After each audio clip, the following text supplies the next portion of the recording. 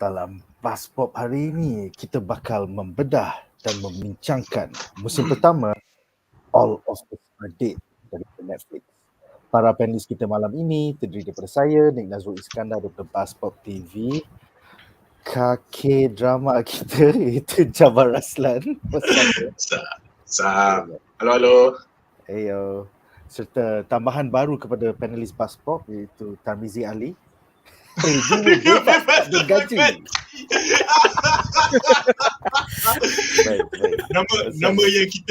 Nama yang kita semua terfikir tapi tak berani nak letak. Tak apa. Nick pun tak dapat bayar diri dia sendiri. So kita semua reviewer bebas tak bergaji. Harap-harap dia boleh bertukar lah. InsyaAllah. Itulah dah ada orang kenal Wan dekat masa makan itu dah dibelanja, insyaAllah. Jadikan lebih lagi. Dan seterusnya anime sensei kita yang dah lama tak jumpa, Anri, Alwi. What's up bro? How you doing man? What's up? Konnichiwa. Bit action. Anri, kau punya janggut macam Jiraya.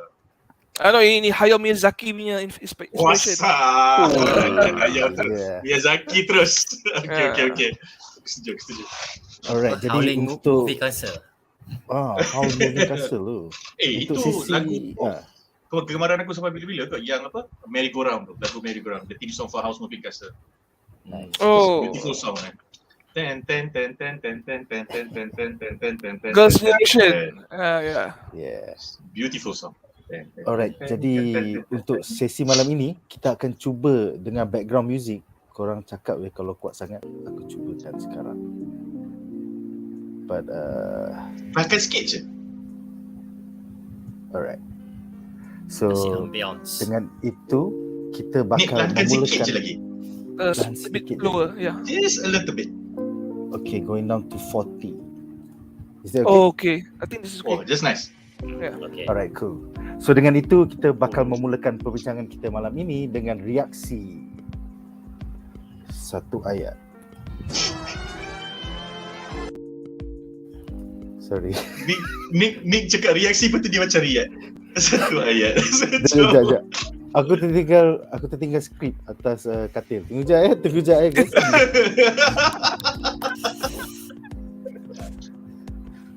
Lagu best lah pula.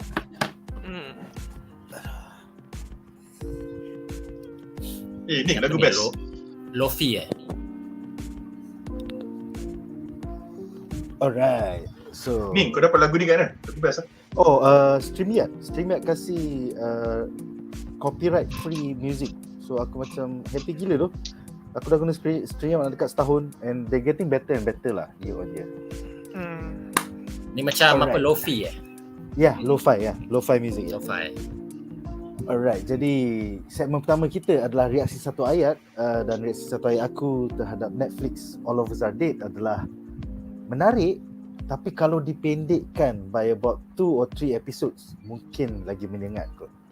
Pada pendapat aku, dia ada setengah subplot tu yang berjela-jela and some of the characters tu annoying as fuck. So ultimately All of Us Are Dead is good, tapi dia tak so awesome Kingdom ataupun Train to Busan.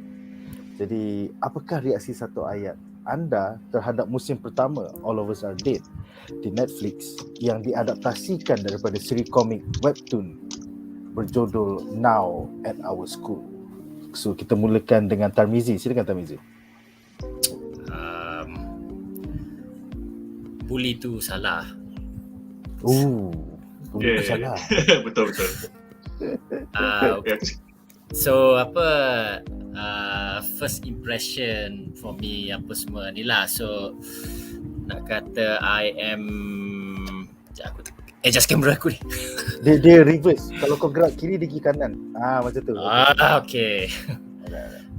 Nampak laundry, bilik laundry ni sebab aku buat ni dalam bilik laundry, so kena cover sikit lah baju anak-anak sekolah ni. No worries. Silakan. Okay. So bila aku okay. So okay, so it's a zombie flick. aku nak kata peminat the zombie genre apa semua taklah sangat, aku tak layan sangat the Walking Dead tu yang dah berapa season 5, lepas tu spin off macam-macam apa semua. But aku enjoy Kingdom dan Train to Busan. Lepas tu ada satu filem Korea yang macam dia zombie yang terperangkap dalam apartment yang gamers tu. Tu agak interesting lah.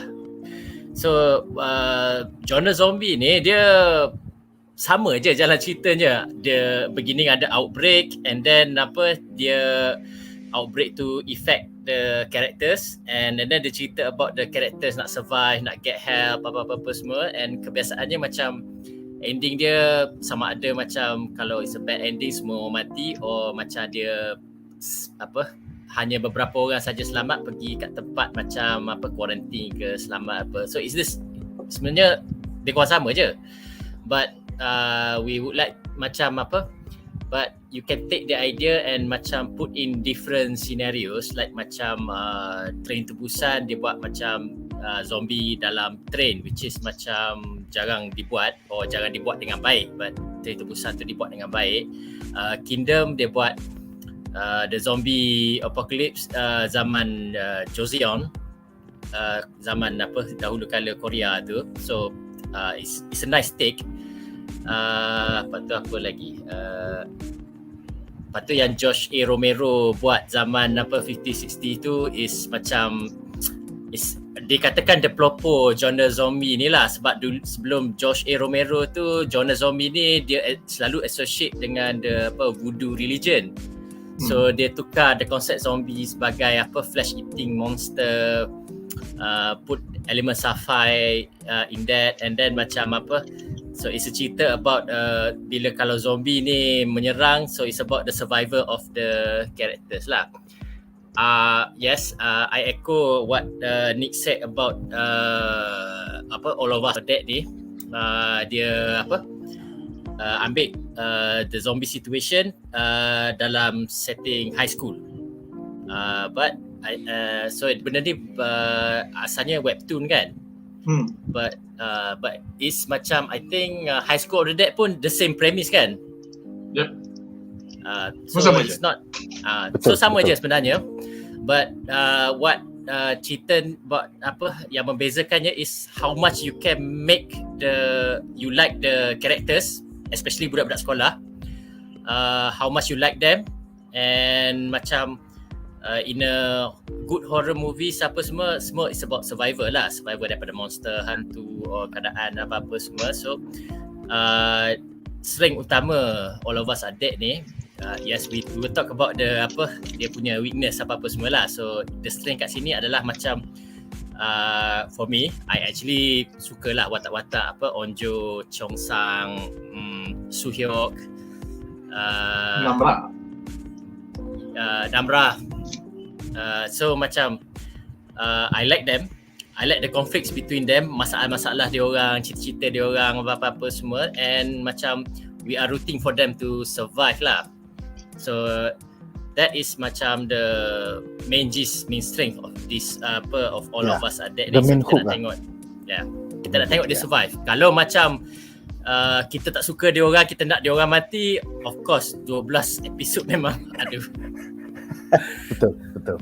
Yeah. It would have been quite a marathon. Yes.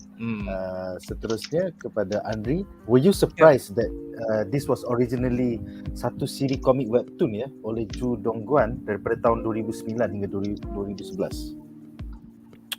2008 hingga 2011 actually. Sorry, I did some research because this thing when it came out on social media some time ago, it's been compared to High School of the Dead, which is one of my most favorite anime of all time. It also has 12 episodes plus 1 OVA. But if you compare this to All of Us Are Dead, I think High School of the Dead is much better. So I'm going to say All of Us Are Dead, satu ayat is basically, it's good but it's inconsistent. There were many flaws. The more you stretch it, the the more you stretch it, the more weakness you see. High School of the Dead has a lot of things going. It has a great characters that you care about. It has a good plot. Sense of time is consistent, and you care about the characters. I mean, if any of these characters mati kan, you feel a loss. But as I watch All of Us Are Dead kan, I'm like, all of these guys are, I cannot really be invested to them. Even Namra, right, Miss Perfect, her character is a bit like shallow. Sol Hyuk, I thought he's going to be an asshole, but he's likable. Chun Seong, Chicken Boy, he's supposed to be like the main. Chon Seong, sorry, I'm not good with Korean names. He's supposed to be Chong San. Chong San. His name macam apa yang that fried chicken yang kita ada corak sini kan. He's supposed to be like the main guy, but even him, right, can get annoying at times tau. Every one of these people, Onjo, Namra, yang Samsing perempuan tu yang saya tak ingat, yang berkawan dengan Hairi tu, every one of these guys, right, you can see the creators are trying to make them likable, but we cannot just be invested in them. There's something that's missing. It's like there are like 2D characters that you cannot actually connect with. It's not the same as High School of the Dead. The best character is a secondary character, Saiko Bufujima, the girl with the samurai sword yang gila tu. She's insane, but people like her because she's sexy, and we can understand her character. And that's one thing that's missing with this series. They don't have investable characters. Despite being 12 jam ni siri ni. Ini 12 jam. High School of the Dead is 6 hours, 25 minutes per episode. And you have to understand, High School of the Dead, right, compared to All of Us Are Dead kan, All of Us Are Dead are more serious. High School of the Dead, half of it you can say it's like what you call that, fan service, tits and cheap action, and the sense of timing for All of Us Are Dead kan are really off. Do you realize that the gang yang dekat sekolah, they spend like 3 days 2 nights from episode 1 to episode 12. Something like that, right? But those people inside the RB base kan, you tengok mereka dah macam berkurung berhari tau. It's like halfway, it's like seminggu 2 minggu tau. Yeah, it's like they dah quarantine.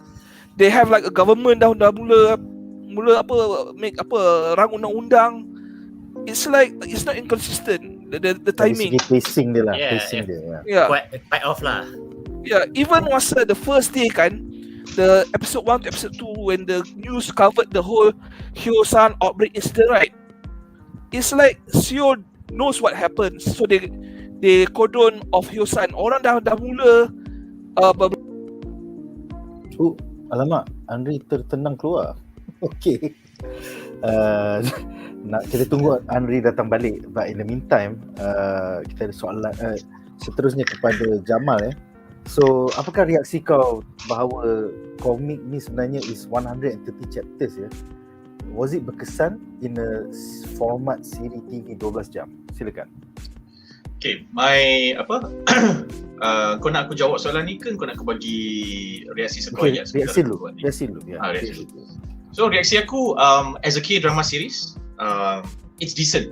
So, eventually kau takkan rasa bosan. Lepas tu there is something to wait for. There are certain things that would interest you, and then the execution is great dari segi production, costume, props, acting, sets. So generally semua okay, semua bagus. So lepas tu in terms of scale, if you notice that there are many shots where there is a lot of people ataupun they use entire large areas of the city. So semua tu dari segi production is good lah.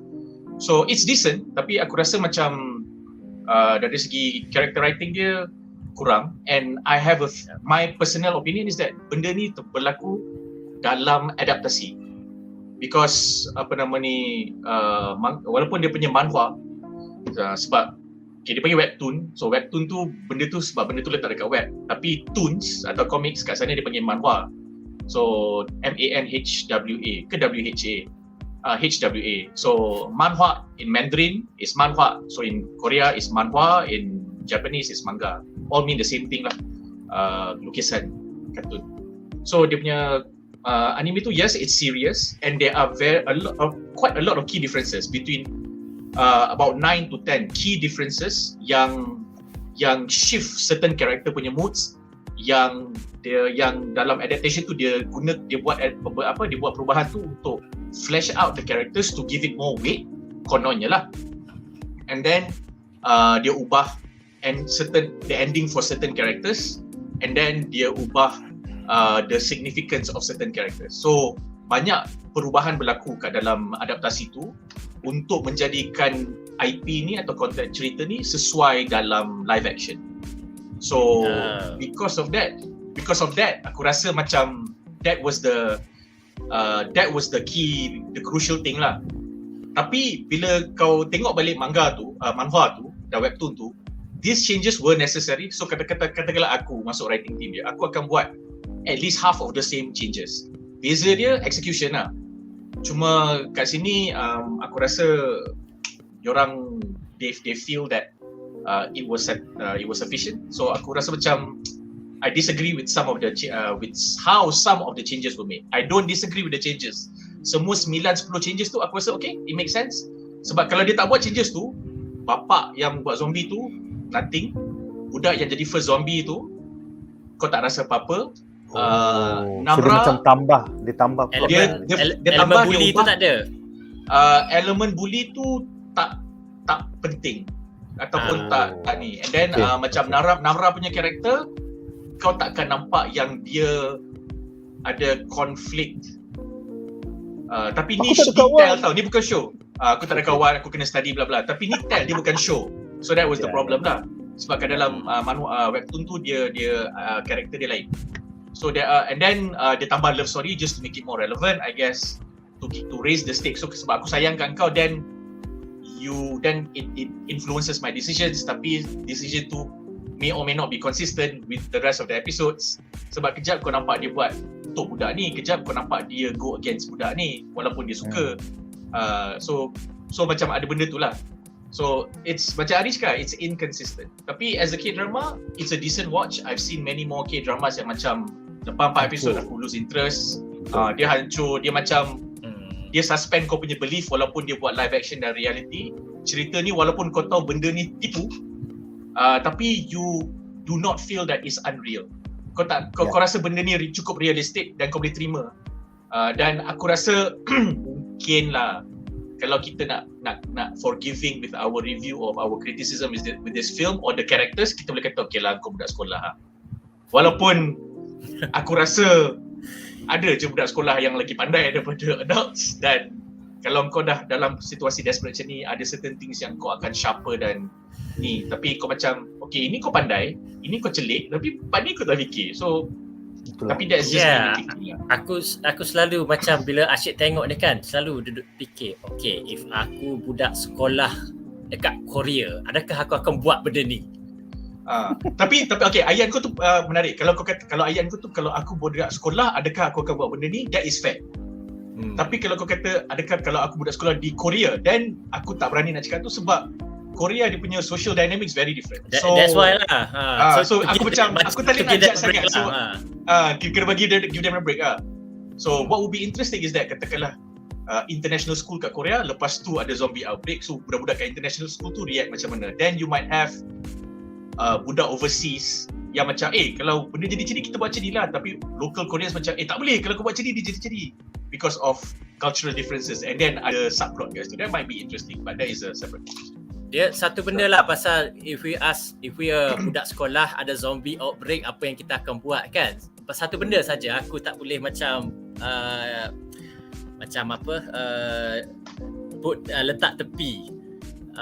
So bila ada zombie outbreak, macam time-time awal tu kan, so tak ada orang macam budak-budak pergi lari keluar sekolah.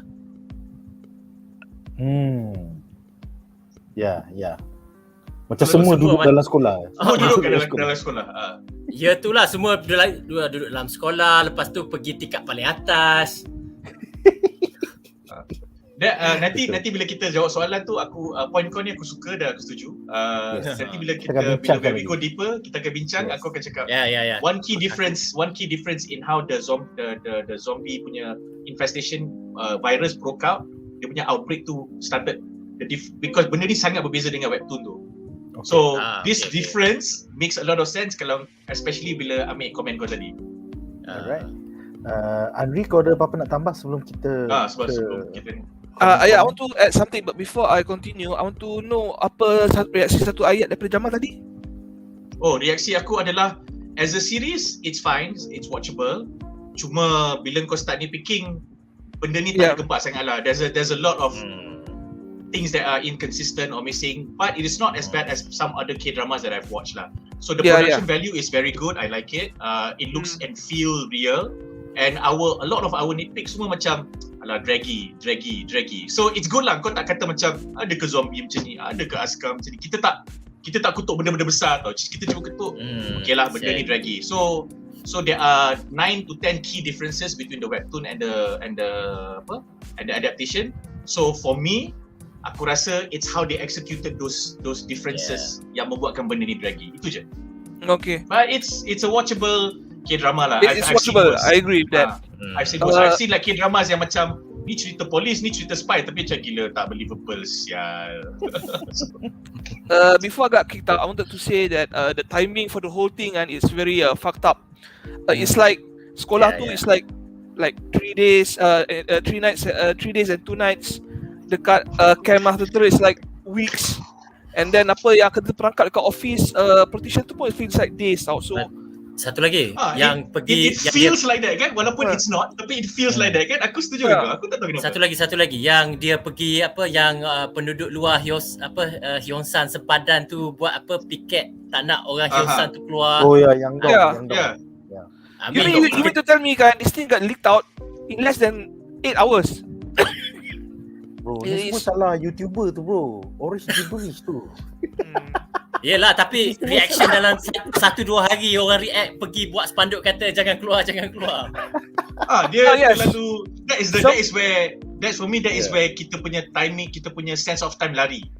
Sebab benda tu orang dah macam dah ada movement tau.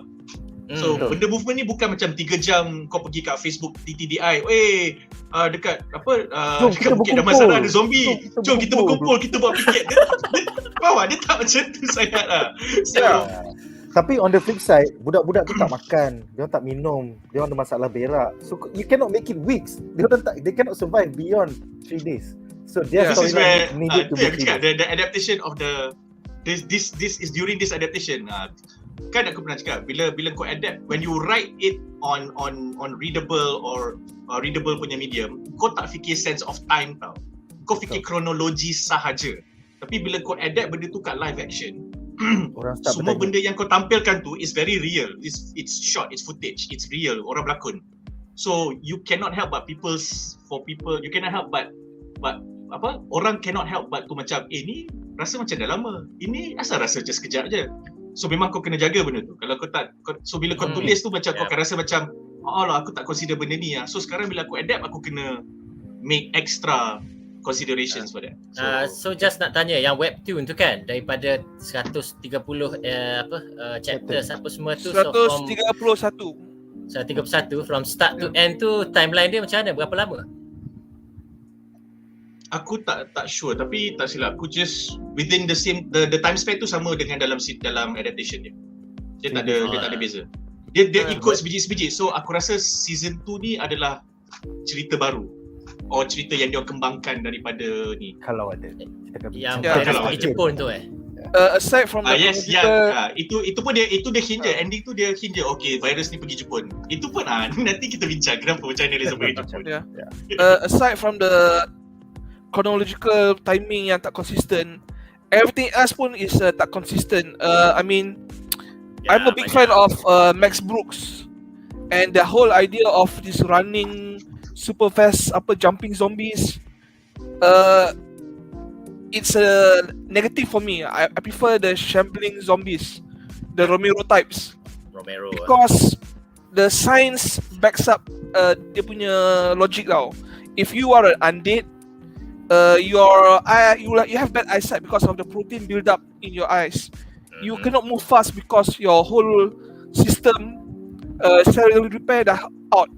So the only thing that makes you move is your motor remaining motor functions, and your the thing that makes you want to eat people is because of your hunger, because your system perkumuhan apa is working but it's not working properly. It's just hunger all the time, so you just have to eat and eat and eat.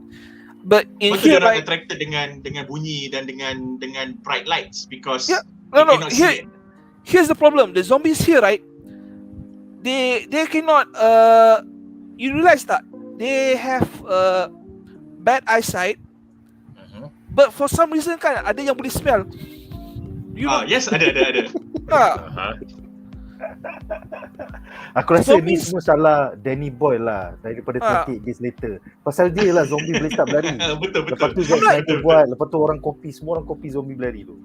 Kalau World War Z World War Z was eventually, but Danny Boyle started it back in 2003. Tapi in all fairness to World War Z, yes, they were zombie fight, tapi they tried lah to say that it's not zombie fight, it's just that these people are infected by a virus that takes over the entire motor functions and all that.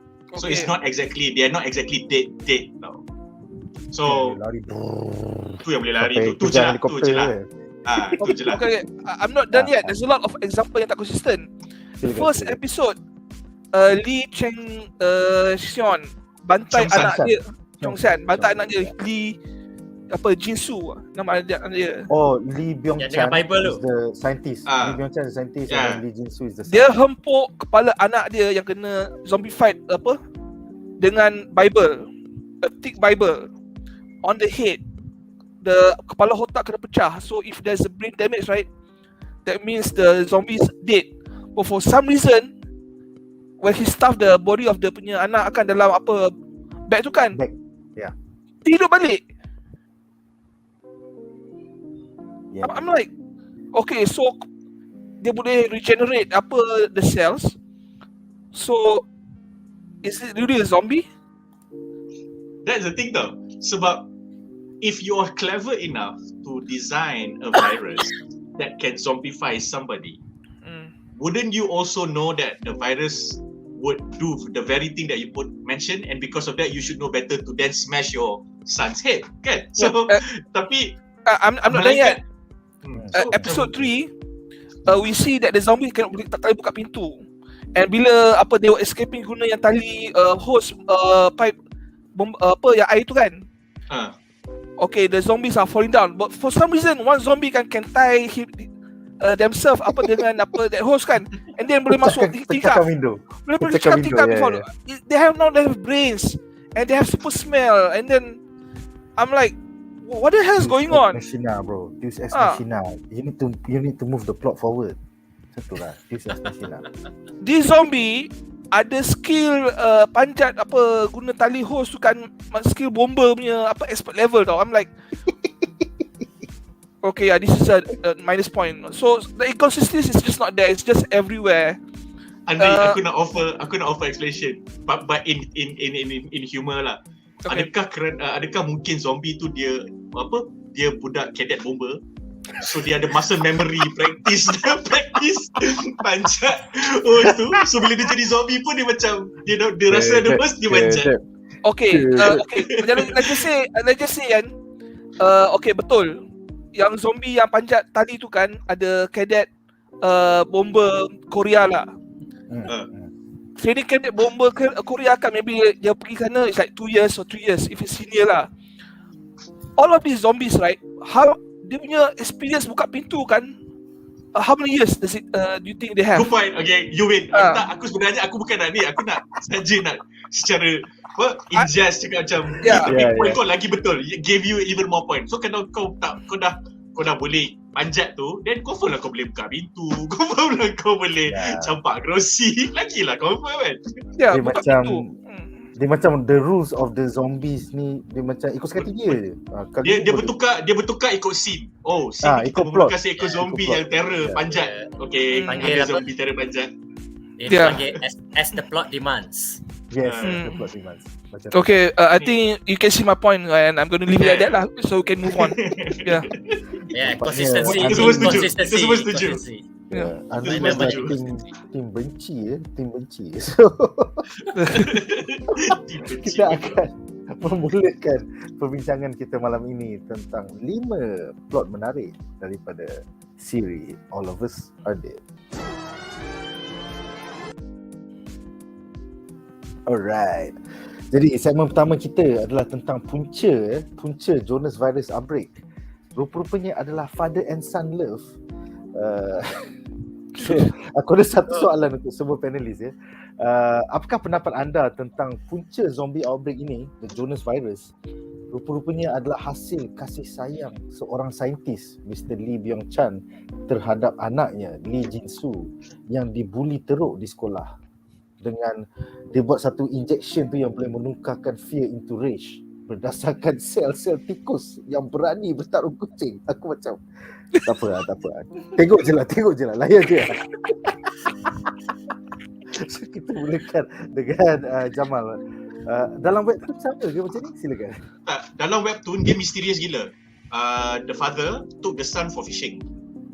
So they were fishing, and then one day after coming back, and then masa fishing tu ada insiden lah, tangan anak dia kena air laut ke atau kena sting dengan some sea creatures at the surface of the water.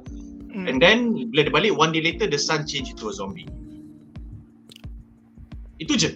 That's how the zombie punya virus at the end of the webtoon managed to reach Japan. Because kat Japan ada orang tengah fishing on the shore, and then they caught something, and then whatever they caught tu dia pegang, and then benda tu kena kat diorang.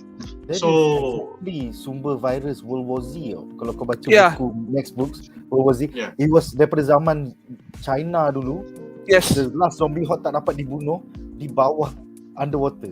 So underwater, and then it just broke out lah. The virus broke out, and then was spread by the water. And then virus dalam air ni dia boleh jadi laju kan, because of the medium itself. So that was the story. So kalau kau tanya aku, I don't have a problem if you want to give the father and the father and son a lot of weight to kick off the series.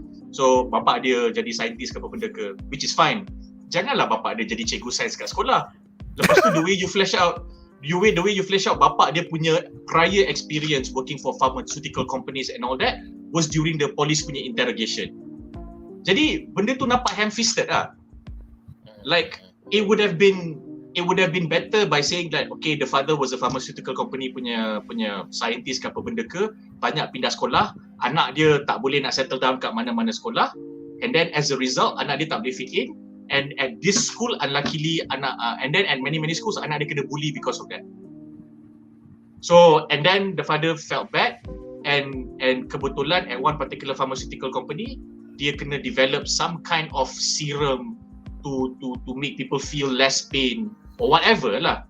So dia bagi serum tu kat anak dia, tapi dia like if they fleshed it out that way, it's better. Tapi because baby diorang tak nak ada exposition, so bila bapak dia record dia punya experimentation tu, which is a great way for exposition, benda tu aku suka gila. Tapi benda yang dia cakap dalam tu, this is where the writing the conflict lah. Kalau kau buat exposition kat dalam tu, nampak sangat lah kau buat benda ni untuk exposition. So kita kena bapak dia share dia punya research findings. Tapi kalau bapak dia share dia punya emotions je, then you don't understand how the son became zombie. Then the father creating the Jonas virus becomes unrealistic. Then why do you want to do the father as the originator of the virus in the first place? Betul lah. Sebab orang dah tak boleh terima. Alang-alang baik je kau cakap virus ni datang daripada hutan, virus ni datang daripada laut, virus ni datang daripada tong sampah. Lagi nobody is going to try to explain it to you. But when you try to make the explanation logical, tapi you don't commit to it, aku rasa sayang lah. And for me, this is the first big problem that I see from this. So aku terima je sebab not many zombie films ataupun series ataupun IP menceritakan kenapa, macam mana zombie ni jadi. So aku dah redha dah. Kalau ada orang explain. Kalau orang explain, tak kisah. But when you want to make it like this and you have a very nice record experiment dia punya video, but what he says in that doesn't really push it forward, aku rasa macam bodoh lah. Knowing that the origins is from the sea. So for me that was failure lah. Nampak yang dia nak bagi anak dia tu ada weight, and this is where dalam WhatsApp group tu aku cakap kat Korea memang they try to talk about bullying so much. So if you want to put bullying in there, yeah, go ahead. But do you need the son to be bullied for this to happen? Because Namra is already being ostracized in her class, and then you already have the other girl that infected the welfare punya person, because she was ostracized also because she couldn't fit in. So you have all these separate subplots atau backstories of people getting ostracized and bullied. So you don't need the father and son dynamic lah. You just say like the father jadi scientist, lepas tu dia bawa research ni daripada pharmaceutical company lama, dia tinggal dekat sekolah dia punya science room ke apa benda ke, and then terlepas benda tu. You know, things as simple as that. Tak payah nak try hard sangat. So that's how I feel about it. This is my first and probably my first benda yang aku tak suka. Yang kat DP tu aku criticize, and aku rasa benda tu tak resolve nicely lah. So for me bila bapa dia bunuh diri tu, Father dia macam villain. Exactly. Dia sorok budak perempuan dalam kelas. Yeah, it's for me it did tak make sense. And then another one is bila budak perempuan yang ostracize, yang infect the guy kat dalam studio tu, dia kata, oh, this guy smells like rotting corpse, and everybody else just says, oh, she knows that it doesn't smell like, she knows the smell of everything else apart from rotting corpse, so this is the smell of rotting corpse. But fine, perempuan ni dia tiada membau, takkan orang lain tak boleh bau kot. Like, you just need a throwaway line where this teacher walks into the class because he's 5 minutes late, and then the head teacher ke penyelia ke lalu ke, weh, kau lambat lagi lah, and by the way, kau tak mandi ke? Kau macam bau kau macam daripada 4 hari lepas sama je, makin busuk ada lah. Just a throwaway line like that, so we know, oh, mama ni tak mati. And then bila kita tengok dia punya footage tu, baru kita tahu, oh, patutlah sebab dia kurung diri dia dalam rumah ada 2 ekor zombie. You know, it's those kind of things. So that's what I feel about the outbreak of the virus. Okay. Anri, silakan. Apakah pendapat kau tentang virus datang daripada tikus lawan kucing? Silakan. It's a very hard pill to swallow. I prefer the webtoon punya version lah. It comes from the sea or the evil mermaid cium anak dia or something. I don't know what it is lah. But the whole ambil extract testosterone tikus thing, it's too far-fetched and it's too unrealistic tau. Because if he wants dia punya son kan to become stronger lawan bully kan, he wouldn't have injected the son with this thing. He probably inject the son with steroids. You know, it's much more practical. Or adrenaline. Or some sort of painkiller drugs. You know, you hit me, I still go on fighting. Something. They just push the bully angle, force down your throat. They try to come preachy in a moral sense. It devalues the story. Bro, Yeah, I dia think value the story. pasal anak dia pusi, so dia ambil tikus tu yang berani lawan pusi supaya dia tak jadi pusi. Macam tu lah bro. Banyak lah. Okay. Can you imagine, right? You ambil satu kucing, and then you beli tikus 100, and then you force them fight one by one until you find one tikus yang boleh lawan dengan this kucing, and then you stop lawan, rescue kucing, and then tarik the testosterone from the tikus punya testicles. I'm assuming lah. He has to do this until ada banyak sample. It sounds ridiculous and insulting to the scientific community, you know. So basically dia turn the testosterone into a virus. Yes. The testosterone of, Tom. Mana kata Tom ke Jerry? Jerry. Dia ambil Jerry punya testosterone, lepas tu dia masuk ke dalam anak dia supaya anak dia tak jadi pusi. Macam Tom. So dia bukannya macam dia develop virus apa benda tu. You just literally. ambil Itu kira dia develop lah. Kira dia develop lah. Ramai saintis atau ahli biologis akan pecah kepala benda ni. Sebab tu aku rasa annoyed, sebab bila dia buat that whole, aku record footage of my experiment, that was a great thing tau, because it becomes a lot of storytelling devices. It becomes a cold opening in certain episodes. Dia panggil framing device. Your frame ni lepas tu kau tak perlu exposition sebab benda tu dah cerita tu kau. You know, it's very nice. And then it made for a lot of interesting transitions. Daripada scene kat sekolah, lepas tu ada orang narrate cut to his footage, and then kau zoom out, kita dah sampai dekat the camp, and then all the military punya ni tengah tengok video tu. That's such a great transition. So as a device, benda tu dah brilliant dah.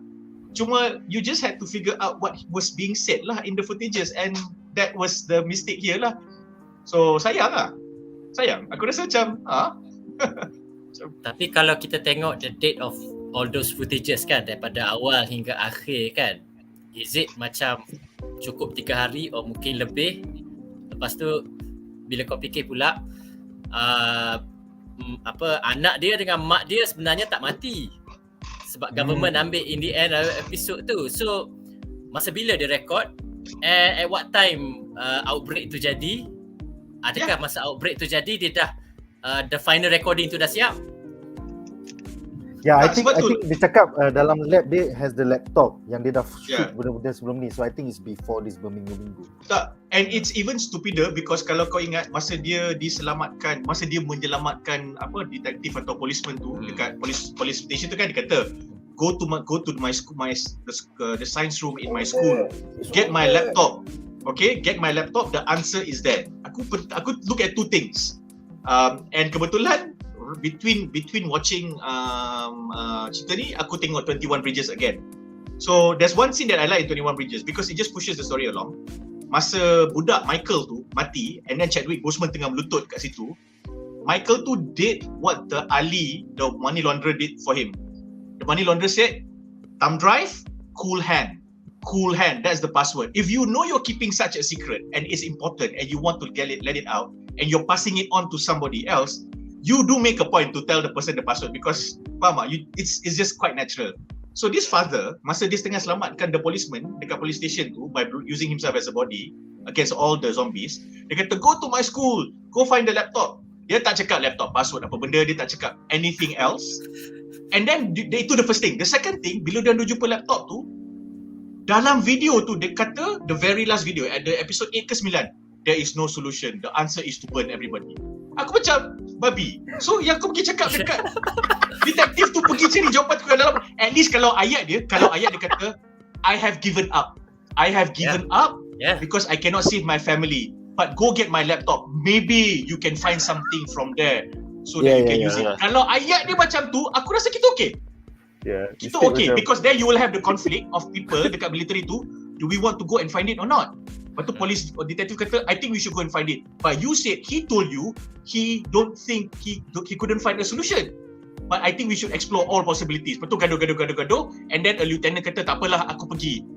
Then it makes sense. Lepas tu bila lieutenant tu pergi, lepas tu dia nak selamatkan semua orang, lepas tu baru dia discover, ada outbreak kat dalam camp sebab perempuan tu sebenarnya asymptomatic. Baru dia kata, see, aku tak nak dengar cakap kau. Sekarang kita dah bazir 4 askar kena pergi sana.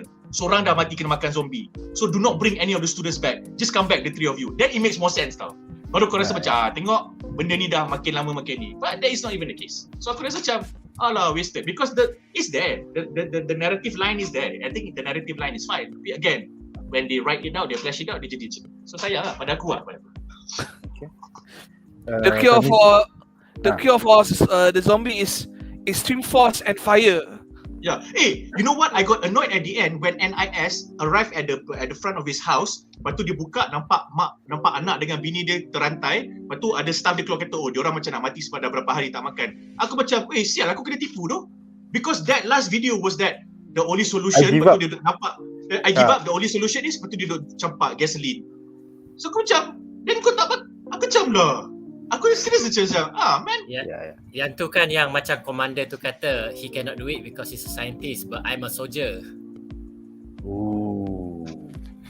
I'm a soldier, I can boleh buat macam apa yang dia tak boleh buat. Tu yang dia pergi bom habis Hyosan tu. Itulah kan. Tarmizi ada apa-apa lagi nak tambah sebelum aku membaca komen penonton di rumah? Okay, yang pasal father and son love ni, lain pula connotation dia. Sebetulnya dalam zombie survival horror apocalypse ni, kebiasaannya kita tak bother sangat on why the outbreak to happen. it's just macam it happens, some experiment gone wrong apa-apa semua, so kita lebih fokus on the survivor of the the characters lah. But kalau if you can do it well, it's okay. And then the idea dalam ni bagus untuk kaitkan dengan bully apa semua, sebab dia bila dia tayangkan semua video-video dia as a framing device, cakap sebenarnya masyarakat kita ni tengah duduk hancur, asyik kuat membuli yang lemah apa-apa semua ni semua. So benda ni sebenarnya tak ada apa beza pun, yang kuat akan membuli lemah. So idea tu ada, but because the execution, the plot yang tak kemas, the inconsistency, the timeline yang buat kita confused tu, it takes us out of the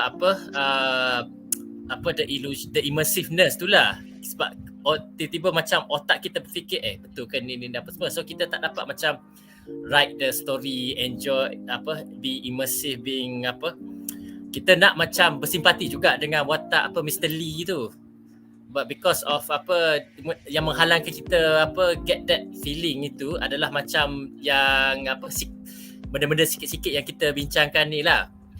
So yes, it's like macam you have a good idea, but if you don't know what you're doing, macam baik tak payah ada. Baik macam go back to the webtoon punya original idea, zombie datang daripada laut, and then we just focus on the budak-budak sekolah je. Betul? Simpler. Yeah. In fact, zombie I memang think kena simple. I think bila dengar music cakap macam tu, I think there was a missed opportunity. Yep. Yes. Just for meta punya sake, because in the first few episodes kan kita nampak diorang it's like Train to Busan, and we laugh it off lah. If this story set itulah dia punya exposition adalah simple je. Zombie memang daripada dulu akan ada jenis virus, ada banyak jenis virus dalam dunia ni, dan akan ada satu jenis virus where it will eat your brain to the point that you die. Tapi because the virus has eaten your brain is alive and moving the body along, and it has to feed whatever until it dies, and it transfers itself to another host. So these zombies will decay and die. So katakanlah ada benda tu, and then they make a reference. The first time this virus was recorded on paper was during the Joseon era, which is the kingdom punya story. So if they kind of make that reference just for fun, faham tak? We would go like macam, oh shit, is that a kingdom reference? Ya, itulah. Betul macam, itu is that a kingdom reference? So, dah lah karakter dia pula cakap Train to Busan. Oh shit, is it like, we would just entertain that. We would just be like, benda ni style tu. We would have done that. But I think it's a missed opportunity lah. Yeah. They could have created the Korean zombie universe. Yeah, exactly kan. Dia cakap lah. If that were to be the case, macam style kat sebenarnya benda ni. Tak, aku percaya Kingdom, Train to Busan dan cerita zombie yang dekat apartment tu, macam kalau kau anggap shared universe, macam okay je. It works. Kau hanya perlukan bunga daripada Kingdom tu, kau letak dekat laut, masa budak dah cukup lah. Tapi fun fact, in real life, in nature kan, memang ada jenis parasite yang macam dia I know. Spider ke ataupun wasps. No. Yeah, it's a fungus that feeds on ants punya brain. Okay, yeah. Dia control the ant punya motors. Apa nama game tu?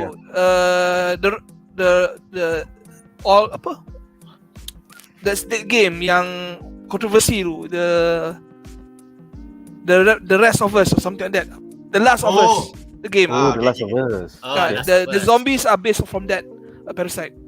Fungus. Oh, that's cool. Yeah. That's cool. Oh, yang Joel mati tu. Yeah. Yes. 1 and 2. Can't wait for that HBO show nanti tahun depan. Oh yeah, it's gonna be great. Ataupun tahun ni. Aku rasa tahun ni kot. It should be this year. Should be this year. Alright guys, so kita ada 4 komen menarik. Pertama daripada Xavier Satsu yang bertanya, bagi pendapat panelis, scene manakah yang paling korang suka dalam series ni? Aku, mana-mana scene yang ada brother-in-law, aku happy gila. Brother-in-law memang bila dia menyanyi tu, aku macam, brother-in-law ada talent dia menyanyi, sial. Aku rasa aku suka scene aku jarang pilih scene macam ni. Aku kalau scene yang ada Hari, yang kakak Aceh tu aku suka. Tulis. Hari terbaik tu. Hari memang dia kalah, tapi pada aku dia menang. Dia masuk national team pada aku. She is the Tak. definitive. Nick, kita pusing lagi. Dia kalah tapi dia menang. Tapi dia kalah sebab dia kehilangan adik dia. Kau faham tak?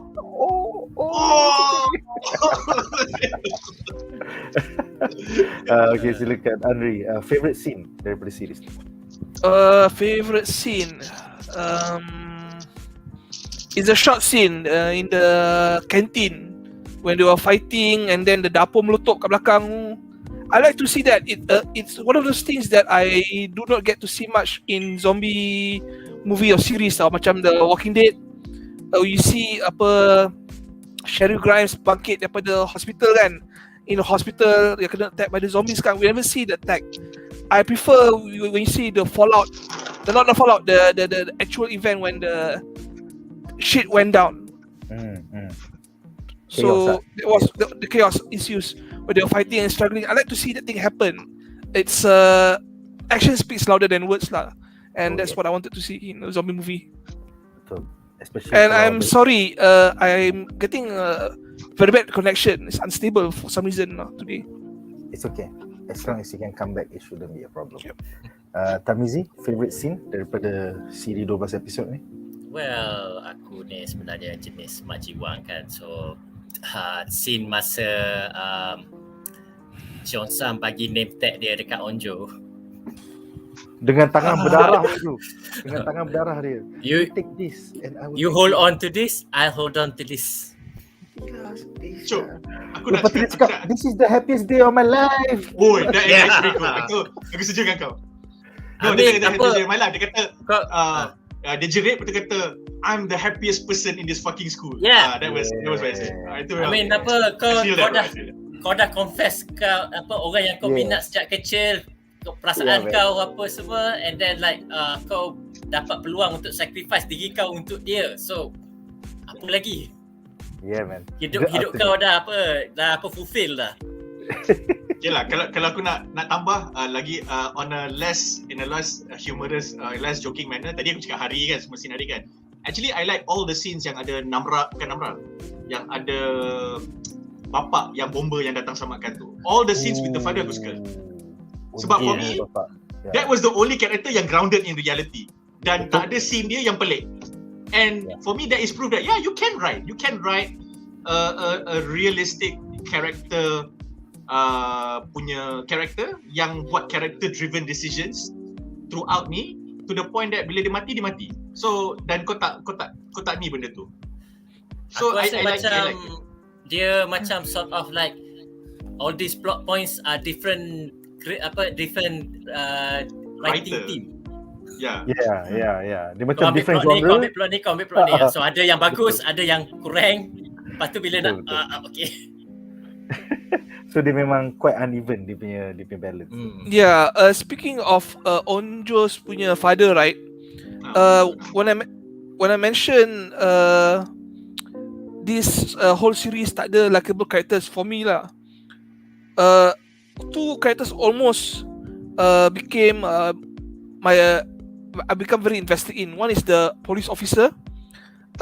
I didn't get into him that much because his role is limited now. And Bapa Onjo, the bomber guy, I like him the best, but for some reason at the end he has to kill himself. Why? Because the plot asks for it. The plot demands it. This is why I always tak suka plot driven stories. I mean macam if you need a plot, you use the plot to tell you what you want to happen, and then you create the narrative arc. And then when you're starting to write the scenes and the characters out, you let the characters take you there. You don't make the characters do something just so that you can hit the certain plot, plot point at a certain time of the series or the film or the show. Itu aku sangat particular, and sometimes it's not as easy as we think it is lah. When you are writing, sometimes it's very difficult, especially if you're in a writing team ke. There's so many things to juggle. So benda tu kadang-kadang bila you tulis, you rasa benda okay. And then if you have a director that agrees with you, then you think it's fine. And then when you shoot, benda tu okay. And then sometimes they miss it even in the editing, or if they don't miss it in the editing, they go like, alamak, footage tak ada, we can't go back and reshoot. So dia jadi macam tu tau. So yes, so it's not as easy as we think it is, but yes, I think it should still remain as a criticism. Aku selalu have that feeling bila tengok cerita Melayu. Benda tu berlaku sekadar kau nak explain apa yang jadi lepas tu. Okay, aku rasa itu kena buat exception, especially kalau kau petik Samarinda and the gang. Itu kena buat exception.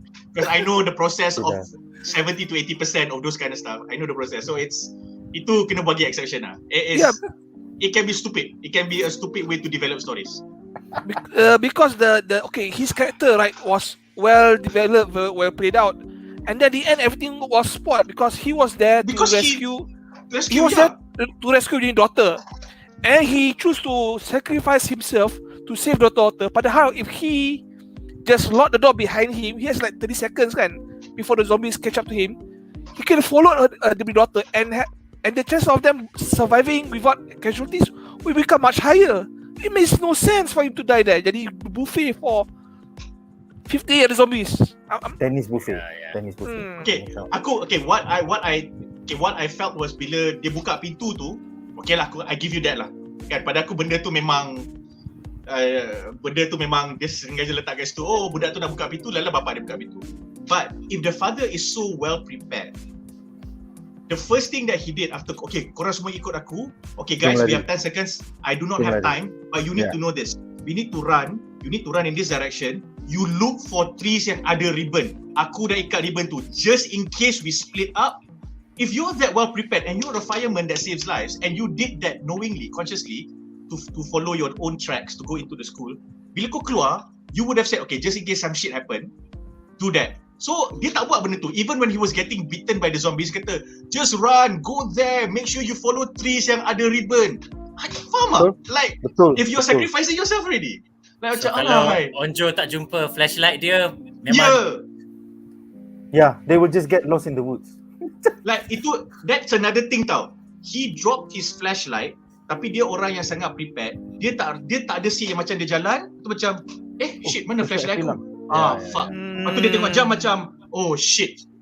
And then dia tengok belakang, tak apalah, fuck it lah, hilang flashlight lah. We'll just have to make do. You know, it's a bit more realistic. And I do not like the fact that bila dia tunjuk dekat Onju yang sebenarnya flashlight ni bapak kau jatuh when she saw the ribbon kan. We saw that happening, so dia masa flashback dia tunjuk balik scene yang sama. Bapak dia jatuh golek, flashlight jatuh. Like because if you watch the flow, bapak dia tengah ni, betul bapak dia panjat, betul bapak dia jatuh berguling, flashlight jatuh. And then bapak dia bangun balik. And then kamera pergi dekat flashlight, okay, foreshadow. Cool. We all remember the flashlight. 2 episodes later, Onju arrives at the same point, sees the flashlight. It's enough for us already. We know already. We just need to go and zoom into the flashlight and nampak nama dia so that Onju knows it's the father's flashlight. Or maybe there's a ribbon or there's a toy bunny that Onju gave the father.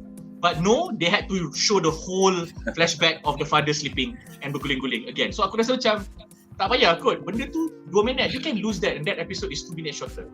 So those kind of untuk orang yang main phone masa tengok Netflix. Untuk bangsa macam tu lah. Asal aku rasa kena tembak sikit. Aku tengok Netflix atas phone, so aku tak boleh main phone. Aku kena tengok je. Tak, soalan macam dia dah budget dah for that 12 episode, 12 hours, kau kena habis on the dot. Bila dia shooting habis tengok, we have still time. Tunjuk sekali lagi. Tentulah kan, tentulah. Alright, jadi komen seterusnya daripada Muhammad Hazim yang bertanya, apa jadi dengan Minah dengan polis yang kena cekup dengan kerajaan tu? Kena bunuh ke? I think so. The half zombie yang mana Minah dengan yang pergi gigit orang tu, dia kena tangkap. Sampai habis kan? Oh ya. Dia bukan polis, dia special forces. Askar rasanya. No. Yang polis bukan polis. Yang askar, it was askar. Bukan polis yang kena cukup. It's askar. It was special forces. Dia call mak dia tu kan sebelum. Dia call mak dia sebelum dia. Ya. Dia bukan polis. So Minah tu yang half zombie dengan askar, special agent, special forces yang jadi full zombie tu, aku rasa dia orang kena bawa pergi eksperimen somewhere because there was a short dialogue at the end bila dia kata okay lagi 2 ni macam mana, okay lagi 2 ni kita kena bawa somewhere ke bawa pergi dispose or something like that. It's just a throwaway line. Ada sequel lah. Yeah. Cepat sikit. Okay. Season 2 continuity item. Yes. Nice. Seterusnya Hazim bertanya, YouTuber tu selamat? Yes, selamat dengan polis 2 ekor tu, dia orang kena quarantine. YouTuber tu selamat. Dan soalan terakhir untuk segmen ini, plot hole bila scene Dr. Lee jumpa polis tu, dia orang macam kenal tapi tak explain. And what happened to Dr. Lee family? Are they killed? Kita sama-sama kita tunggukan sequel dia. Aku rasa pasal NIA tu macam FBI ke apa? Tak tahu. Ah, National macam Intelligence Agency CIA. lah. Tak, dia macam CIA. Oh, CIA. macam Intelligence CIA. agency. So dia orang dah sampai rumah saintis tu kan? Dia orang dah basically they take it into custody. Tak. Itu lain-lain. Yang polis tu is polis. So apparently the father Dr. Lee ni dia dah ada case yang pernah that the police is maybe currently investigating. So the police dah pernah interrogate Dr. Lee ni lah. So that's why that police pun kenal Dr. Lee tu.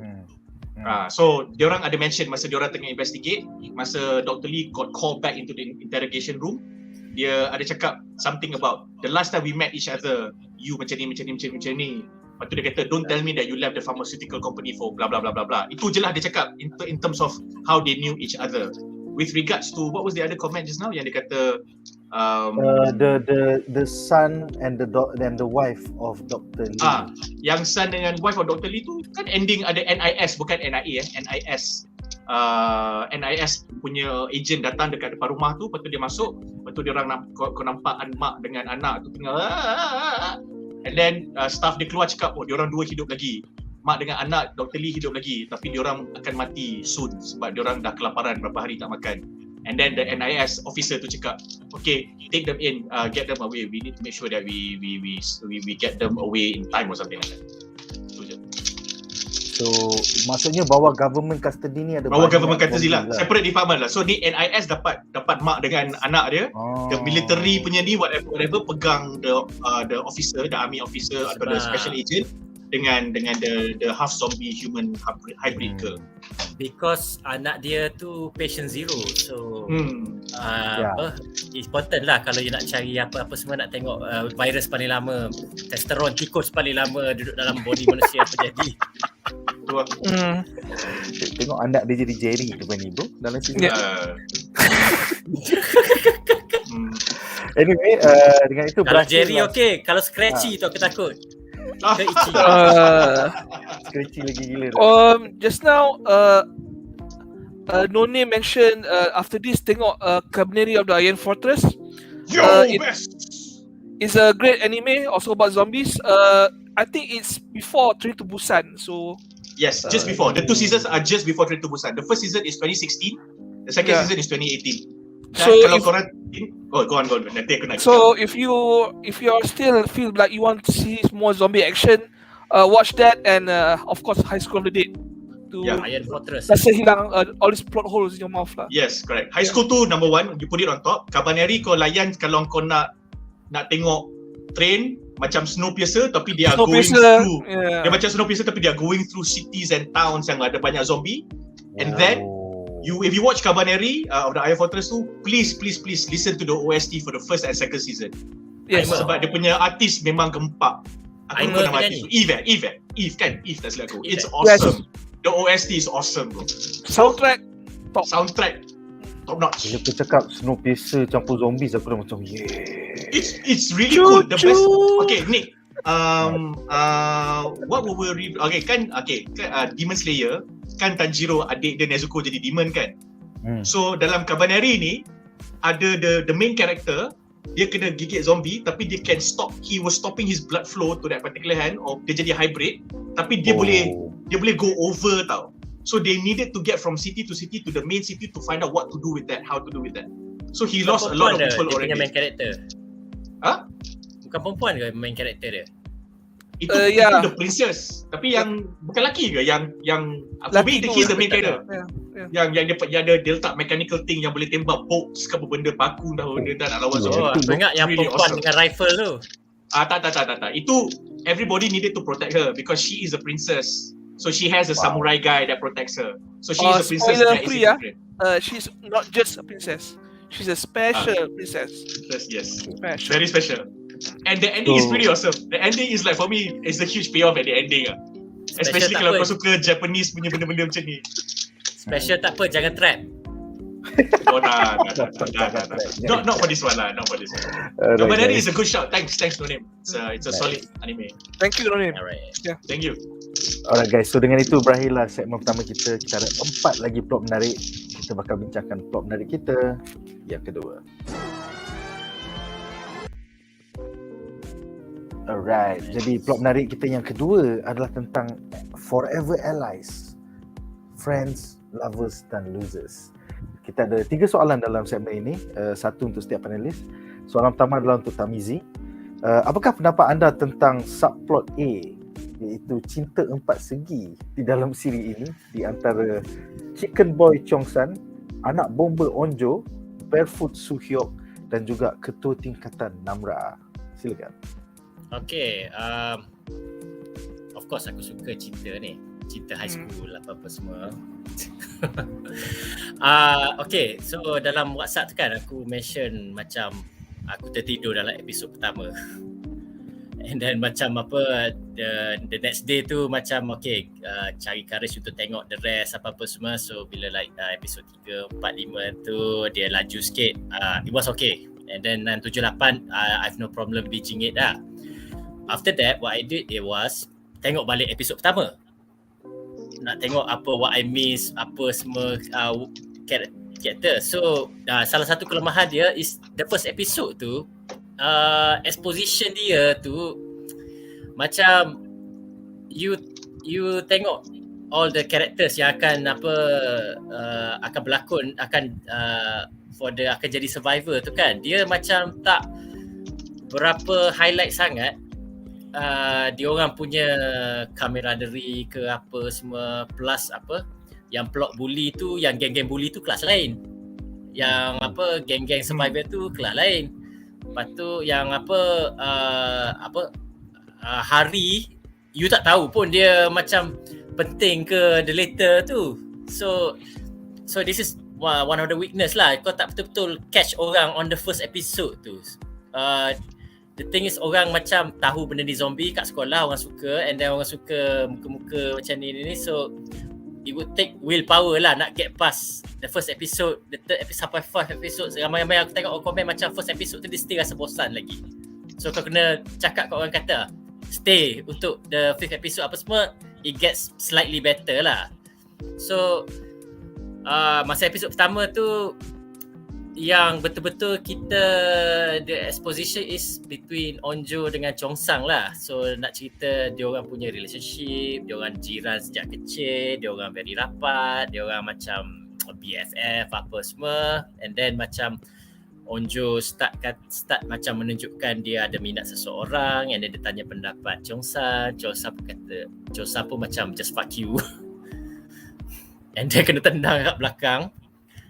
So lepas tu macam Suhyok pun macam tiba-tiba dia ada, and then dia pergi cakap dengan geng-geng bully, cuba selamatkan 2 orang tu. Mula-mula aku ingat yang suicidal girl tu yang salah satu ahli dia orang. Rupanya tak, rupanya yang kena kidnap dengan Mr. Lee tu yang actually ahli gang member dia orang. Tapi macam going nowhere, sekadar macam untuk dia infect orang kat hospital dan the outbreak tu merebak di luar sekolah. But anyway, and then macam so Hyosan dengan Onjo, okay, the romance is macam puppy love apa semua, so pretty okay lah untuk tu. Tapi and then macam tiba-tiba actually Onjo minat kat Suhyok yang bagi tag number apa-apa semua tu. So is it it's a Korean thing? And then itulah kan? Tapi bagi tag nama tu macam korang pernah buat ke? Aku tak tahu tu, aku tak tahu. Aku dah lama sangat tak pergi sekolah. I think it's a cultural thing. So could be. So and then so Suhyok dengan Namra tu macam kau tak nampak pun in the first episode dia orang ada thing at each other, and then I think the webtoon pun tak ada cakap apa-apa pasal dia orang ni kan. So this is for the series lah. So yes, cinta 4 segi ni so is macam yang between Onjo dengan Hyosan saja yang macam agak very okay lah develop. But Suhyok dengan Namra ni tak berapa sangat. Macam tiba-tiba. Macam tiba-tiba. Episod 2-3 baru macam Namra sebenarnya minat dekat Suhyok. Suhyok selalu panggil dia presiden. Dia nak macam Suhyok panggil nama dia. Tapi masa awal-awal, masa the attack was happening, dia macam kejar Namra tau. Kejar nak cuba cakap tentang headphone lah, apalah macam. So it's like macam apa? Tak, you know, kau boleh dismisskan benda tu sekadar macam dia kawan, dia apa semua. To me macam yalah, friends, lovers and losers. All this sepatutnya macam kalau kau buat semua karakter ni, maybe kecuali apa Hari dengan apa, aku tak ingat dah siapa yang apa something sikit tu. Mijin. Gwinam. Oh tak, Mijin, Gwinam bully. the female senior, Mijin. Oh. So dia orang ni macam so geng-geng ni macam tingkatan 4 dan apa Hari dengan Mijin tu tingkatan 5 kan. So kalau you buat macam dia orang ni semua sekelas, dia orang ni semua ada apa pertalian antara sama dia orang, and then macam dia pun macam ada pertalian juga dengan Gwinam bully, and then dengan anak Mr. Lee apa-apa semua. So benda tu kau boleh buat lagi power lah. Macam setuju. apa macam apa siapa yang gemuk pandai nyanyi.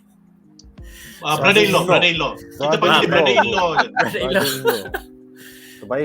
Brother-in-law, lepas tu yang nerd tu kan. Aku rasa macam aku menarik dia orang ni, tapi dalam episode first tu dia barely in it.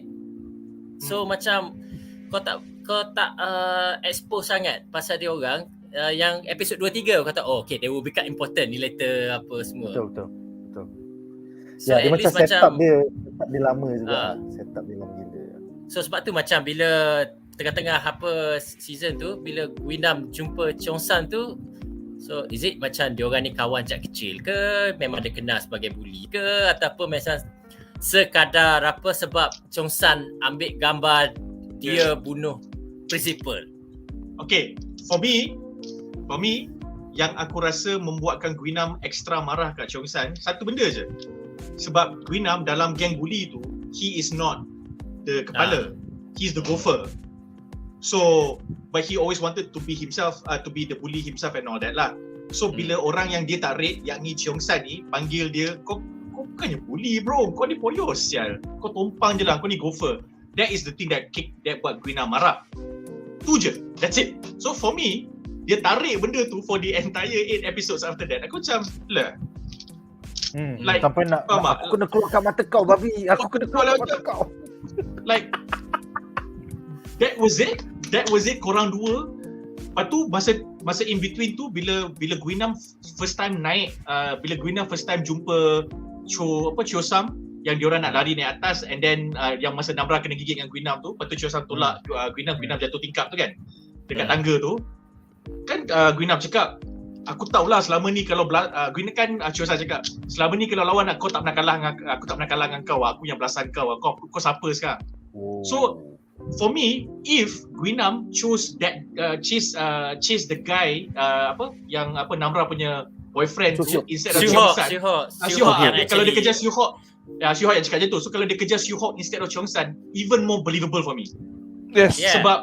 Sebab macam dah memang ada backstory. Kau ni gopher. So bila dia panggil balik Gwinam gopher, then Gwinam flashback, dah lah kau panggil aku gopher dan aku selalu kalahkan kau. Lepas tu ada budak hingusan Hyosan mana mak jual ayam goreng ni pun panggil aku gopher.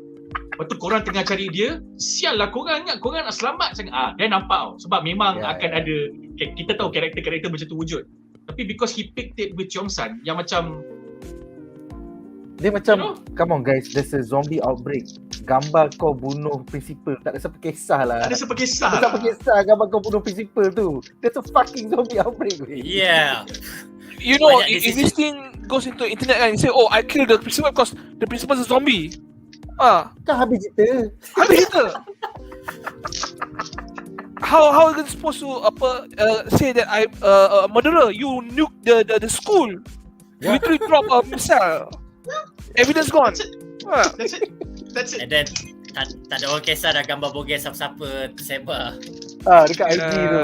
Kau nak hancurkan phone. Orang semua dah jadi zombie lah babi. Kau nak hancurkan phone buat apa lagi? So, I mean, yalah, benda-benda macam tu ya, macam preventing at least macam kita yang thinking very critical apa semua macam Allah kenapa macam ni apa semua. Dia the base idea is very good. Ya, dia cerita ni macam you can get 80% tapi kau sangkut dekat 71. Dan 71 tu pun sebab dah bagi markah kesian 7 markah. So sebenarnya kau 64 je. Tapi kita bagi markah kesian extra 7 dapat 71. So ada nampak respectable sikit. Tapi itu pun macam dah sebenarnya faham tak? Dia jadi macam tu. Ni macam tomato busu Dia ada satu benda yang aku rasa kecewa. Sebab kau dah setting high school. So high school kau ada macam high school student, budak-budak kan. So kau boleh macam karakter kau varies lah. Kau tak perlu buat dia orang sama. Kau boleh buat seorang jock, seorang nerd. Yang paling bestnya kalau ada seorang horror punya nerd. So kalau aku ada karakter macam tu, dia akan kata, oh ini zombie ni, okay kita kena buat gini, kita tak boleh berpecah. Jangan berpecah. Kalau dia buat ayat, kau kena pecahkan kepala dia, lepas tu pecahkan kepala. Betul lah, it works lah. Aku ingat benda ni, itu akan jadi scene lawak. Kita akan kacau, babi lah. That would have been me. Semua orang boleh relate. Sebab semua orang tengok cerita zombie kan. Betul. Ada satu lagi benda yang orang tak persoal. Macam dia kata you can get zombified kalau kau kena gigit. Kau darah kau bercampur kau ada open wound dan darah zombie masuk darah kau boleh jadi zombie. Tapi zombie muntah darah nak kat mulut kau tu, tak ada orang jadi zombie. No comment. Itu benda yang aku paling tak suka. Serius. Dalam semua cerita zombie yang sekiranya kalau kau kena darah zombie ni, muka tu memang aku serius tak suka. Benda tu. Sebab macam lepas tu bila dia lawan, dia pandang macam, bro, the first thing you do is that, bro. Darah tu dah bertitik dekat dengan mulut kau dah. And then kau perasan tak ada orang lap. Lepas habis lawan, nobody macam, buang darah. Nobody does that. Betul. Itulah kalau aku macam, darah mana ayah aku nak lap. Itu satu. Kau ingat tak yang scene kat dalam studio, dia orang masuk dalam studio and then budak welfare kat dalam studio tu dia kena darah, dia kena infect. The girl took it from the kayu kan. Tak ada orang lap kayu tu. Aku macam, ya Allah. Kita akan bincang itu di segmen kita yang seterusnya. By the way, ada trivia tentang Friends, Lovers and Losers ni. This is one of the biggest changes from during the adaptation. Namra dengan Suhyok tak couple dalam the webtoon. Damn. In fact, Suhyok tak handsome pun kan? Tak. Actually, jujur cakap, Mizi, kalau kau tengok webtoon tu semua orang tak handsome. Yes. Betul. Okay, nanti aku tunjukkan Nick. Nanti aku share screen so Nick boleh tengok macam apa benda ni. Barulah realistik kan. Tapi aku rasa the art is part of what made the webtoon a hit, and I feel that the art really suited the story and the setting and the genre. But itulah. And then Namra dengan Suhyok kawan baik sahaja. Tak ada nothing really special between them. That's it. Aku suka komen ni. Diorang jerit-jerit panggil kawan, panggil Chongsan kat bilik muzik masa terbangkan drone, sedangkan PA system ada je di belakang dia. Kan? Yes. Chongsan, announcement kepada Chongsan, sila bilik ke audio visual sekarang. Kan simple. Okey, soalan kedua adalah untuk Anri. Betul. Kalau aku dengan kau, Mirul, kita sangkut dalam zombie apocalypse dan aku tak buat benda tu, Mirul, kau boleh lepuk aku. Serius. Abang Jamal kan tengok All of Us Are Dead. Abang Jamal on the panel. Kenapa Abang Jamal tak buat macam tu? Kenapa jadi zombie? Pam, pukul aku. Lupa. Betul lah. Alright. Soalan kedua, Anri. Apakah pendapat anda tentang subplot B berkaitan dengan loser Archer Hari, Samsung senior Mijin serta dua pengikut juniors mereka? After all, lepas mereka bertemu dengan the main group, jadi lagi caca marba pasal diorang full rank. So silakan. Okay, like most of the stuff in this series, it's forced. The conflict is forced. Okay, when two different groups can meet up and join, right? Of course, there's going to be conflict. But the conflict that's causing them to fight, right, is not like a difference on the usage of resources. Important things. It's just that seniority. Oh, you and I gaduh because you told me to you said screw you or fuck you, shibai apa in Korean. Yeah, shibal. Shiba. And then gaduh kan sampai apa zombie kat luar boleh dengar tau. I'm like, are you serious? Your friends are getting eaten outside and you are here because of seniority punya issues. You're just basically 1 year apart tau. There's not much difference tau. So I'm like, they're just purposely creating this thing just for the sake of conflict drama, or is this a Korean punya cultural thing now? Yeah, memang you have to respect apa your senior sampai tahap ni tau. It doesn't make sense to me. We respect our elders here. I'm pretty sure they do the same here, the same thing in China, Japan, India. Tapi seems like, you know, a bit extreme in Korea in this case. Benda tu memang it's a cultural thing. Nick dengan aku baru je sembang masa lunch tadi. For me, your point stands, and I don't fault them for doing that. Bila aku nitpick, aku tak suka benda ni adalah point yang Mizi cakap tadi. Weh, zombie kat luar. Faham tak? Zombie kat luar, tak payah gaduh sampai jerit boleh tak? Tu je, simple. Kau nak gaduh sampai besok, aku okay je sebab kalau kau gaduh sampai esok, kau duduk kat dalam bilik tu, the zombies might have walked off. Nobody might know you were there. It's fine because you are safe in the confines of the room. Tapi tak payahlah sampai bising. Itu je point aku. Yes. And then tak payah sampai bising. Masa dia orang tarik-tarik nak letak barricade tu pun bising juga. Aku macam, ya Allah, korang ni. Tu je. Like, itu aku sangat ni. And yes, it is a cultural thing. It is a big thing kat sana. If they want to pull the seniority issue thing, right, they could say, okay, we're not just older than you. We're basically much more dependable than you, because how many zombies have you killed? Hairi here, right, has killed like a dozen with a bow and arrow. Aku cucuk dengan my spear type broomstick. What do you do? Spend one episode buat toilet dalam studio. That's about it. In fact kan, to sambung Anri punya point ni, dia boleh kata, kau budak form 3 apa kau tahu, kalau dalam form 4 kau belajar fizik cakap kalau benda ni lagi tinggi, lagi senang diorang nak panjat. Sebab tu kita kena buat rendah. Faham tak? Yeah. To use those kind of stuff. I pull rank sebab yelah kita nak belajar fizik, kau tak belajar fizik ni apa kau tahu? Dia faham tak? It would have been kita boleh relate lah macam kalau aku budak sekolah pun aku akan gaduh benda point sama kan. Walaupun sebenarnya benda tu tak ada logik, tapi it's high school student logic kan. We can relate. Yeah, because if they make argument, okay, you seniors have to follow us juniors because we outnumber you. We know how to save our numbers. Padahal you operate in small groups.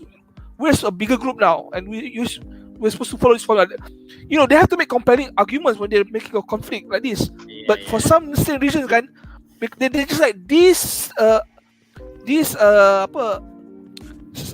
one step away from actually killing each other inside that small sports room. Yes. Yeah. Agreed. So I'm getting it's pause the whole thing. Pasal senior junior ni, I've been in a school where macam asrama yang ada form 4, form 5 saja, and junior kena hormat senior tu dia macam agak very keras tu, I pernah rasa. Tapi it's like macam on my batch or the batch before that or selepas tu lah. Tapi kalau setting sekolah Hyosan High, which is sekolah harian, and then ada semua banyak that, suppose tak happen macam tu lah. But yeah, Anri ni, I thought it was macam bus tu adalah visiting school. So Anri ni daripada sekolah lain tiba-tiba terperangkap dalam zombie outbreak ni, and then macam dia nak selamatkan adik dia yang sekolah kat sini. But then bila tengok balik episod 1, rupanya dia memang sekolah sini. Dan konflik dia sebenarnya agak menarik kalau dikembangkan. Macam dia dipaksa join the archery team, and then dia tak dapat national. Dia tak dapat national kan? Dia tak dapat national, so dia rasa frust. And then macam bila zombie outbreak ni, dia realise macam kebolehan memanah dia tu actually useful. Yes, betul. Ya, tapi itulah episode first, you just glance through Anri punya story. So kita tak tahu pun adik dia tu in the berapa episod ke berapa baru tahu dia ada adik kat sini. And then episod ke-7 macam tu. Macam pelik gila. So yang macam abang ipar brother-in-law tu tak tahu sebab apa. Oh, brother-in-law tu Anri. Betul. Alright, that bring us to soalan terakhir kita untuk segmen ni, untuk Jamal ya. Apakah pendapat anda tentang sacrifice oleh adik Hari yang tidak patut terjadi pun pada episod terakhir? Macam kau dah sampai Yang Dong, kau dah selamat lah babi. Tiba-tiba kau kena nak selamatkan kakak kau mati. Babi, silakan. Okay, aku akan ulang balik poin yang kita sembang masa lunch tadi sebab ini adalah nitpick kedua terbesar aku lah. The first one yang aku dah cakap tadi yang pasal bapak dia tu. Tapi ni yang the second one yang terbesar. Yang lain-lain semua nitpick juga tapi aku boleh excuse. Aku tak excuse tapi aku boleh excuse. Tapi nitpick aku paling tak suka. Because for all intents and purposes kita dah boleh terima adik dengan abang dia, adik dengan kakak dia punya line, punya storyline, dia orang dah berjumpa, dia selamatkan each other. We are cool with that. And up to that point masa adik dia tu mati, kita dah tahu semua orang dah ada experience lari atau lawan daripada zombie atau defend themselves daripada zombie. Dan kita tengok banyak kali Hyosan for example, dia lari dia elak. Budak-budak perempuan yang lemah-lemah tu pun yang yang mungkin tak cukup fizikal, dia zombie kejar, dia boleh macam elak-elak dan sebagainya lah to some degree. Okay, mungkin ada yang jatuh tu. So we know that and diorang dah ada experience 2 lawan 1 zombie and stuff like that. We know that. So bila dalam ending tu, bila kau nampak kakak dia tengah nak selamatkan somebody and then kakak dia jatuh, kena tolak, and then there was a zombie going to the kakak, adik dia lompat, which is make sense. Adik dia kena stop the zombie from going to the kakak. Adik dia yang dah ada experience selamatkan ramai orang daripada zombie, dia kena lompat macam tu full body so that the zombie catches his body instead. Dia tak rempuh dengan tangan macam tu yang dia dah banyak buat. Dia tak flying kick, dia tak ambil contohnya kan diorang kat sebelah kedai hardware. Oh, dia boleh ambil tong ke whatever. Push the zombie away. Like you are that resourceful already. So he had to jump into the zombie like that. So in between the zombie and the sister, and then the zombie landed on him, and then the zombie gigit belakang dia. So aku rasa macam kau punya heroism sebelum-sebelum ni, kau boleh lawan toe-to-toe dengan, okay lah, not toe-to-toe lah, tapi kau boleh lawan dengan Guinam tu, and then you get undone like this. Aku rasa dia nak sangat adik tu mati. I don't have a damn problem with that. Sebab kalau kau tengok scene tu, banyak kabut kan. So bila dia jalan, and then dia orang jalan-jalan, lepas tu dia kata, okay, you know what, we need to get to the main street. Sebab situ lapang. Kalau kita kat dalam enclosed spaces ni, kalau ada zombie datang, bahaya. Apa kata kita keluar daripada lorong-lorong ni, kita masuk the main street. Okay, boleh. And then jalan-jalan, tiba-tiba sangkut ataupun tertendang tong sampah, lepas tu macam, alamak, aku boleh dengar the zombies are coming at us. And then diorang kat lorong. So diorang lari cepat-cepat. So dalam diorang lari tu, tiba-tiba ada zombie keluar gigit. It would have been much more believable. Faham tak? But that was not the case.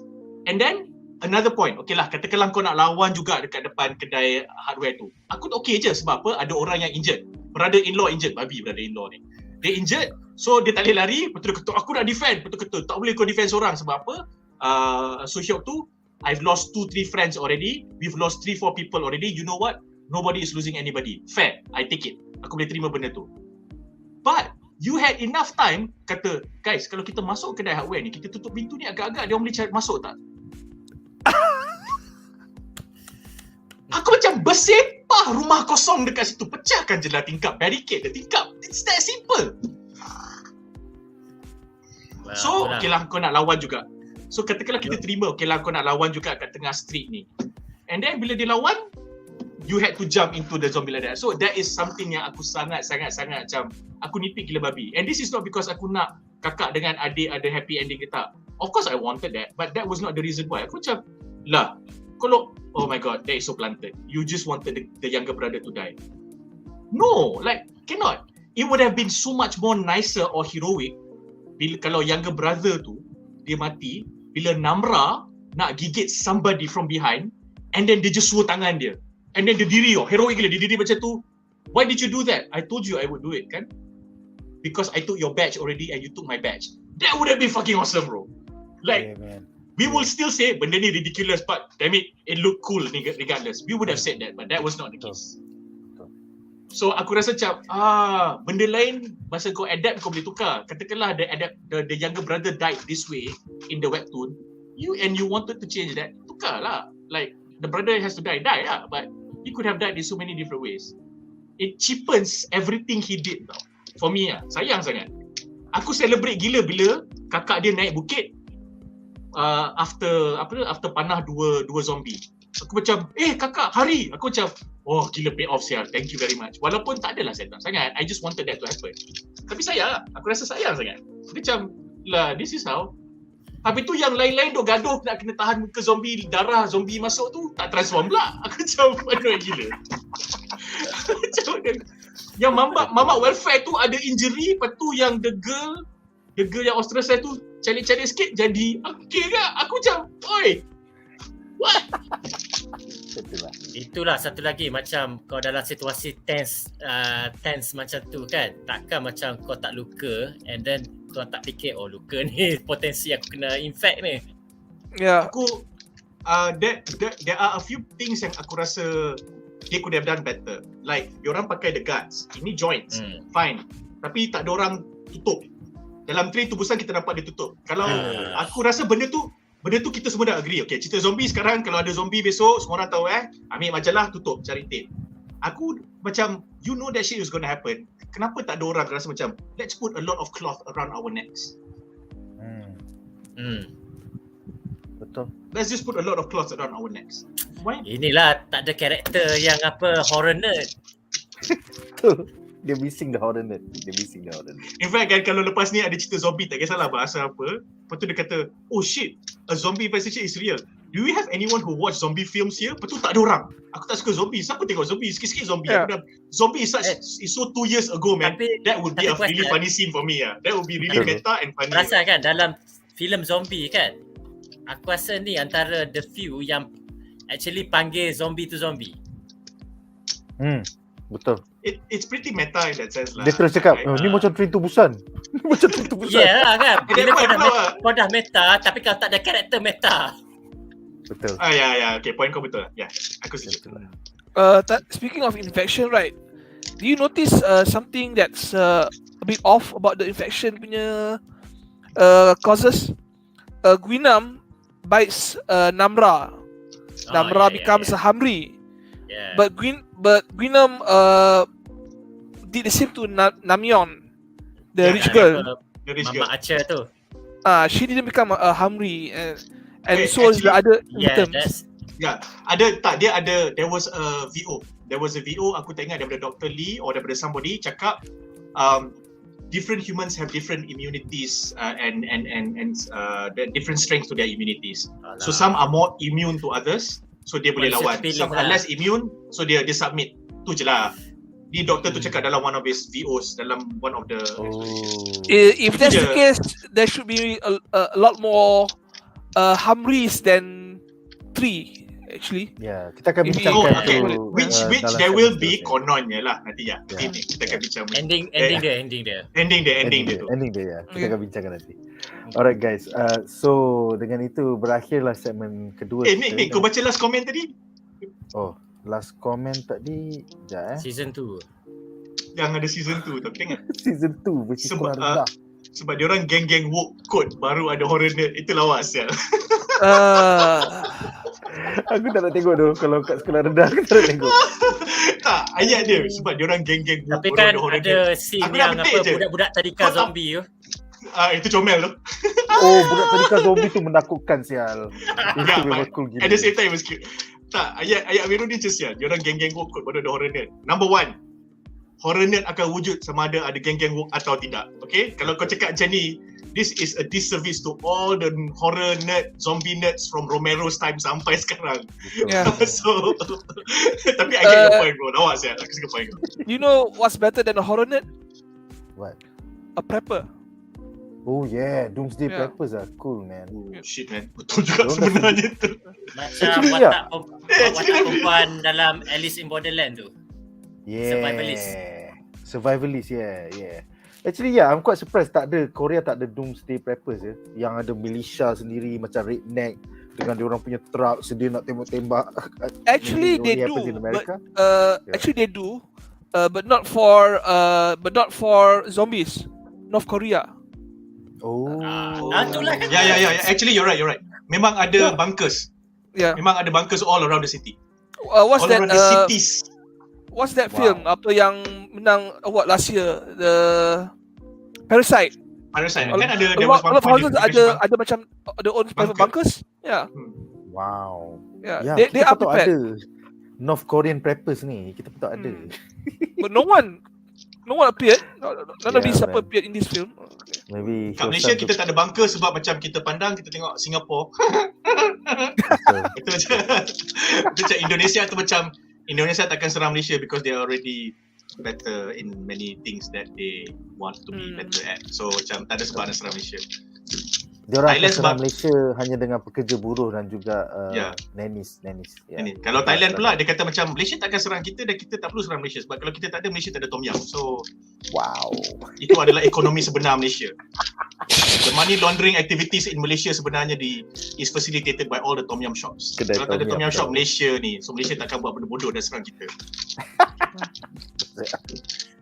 Alright guys, so dengan itu berakhirlah segmen kedua ini dan kita akan ke segmen menarik kita yang ketiga.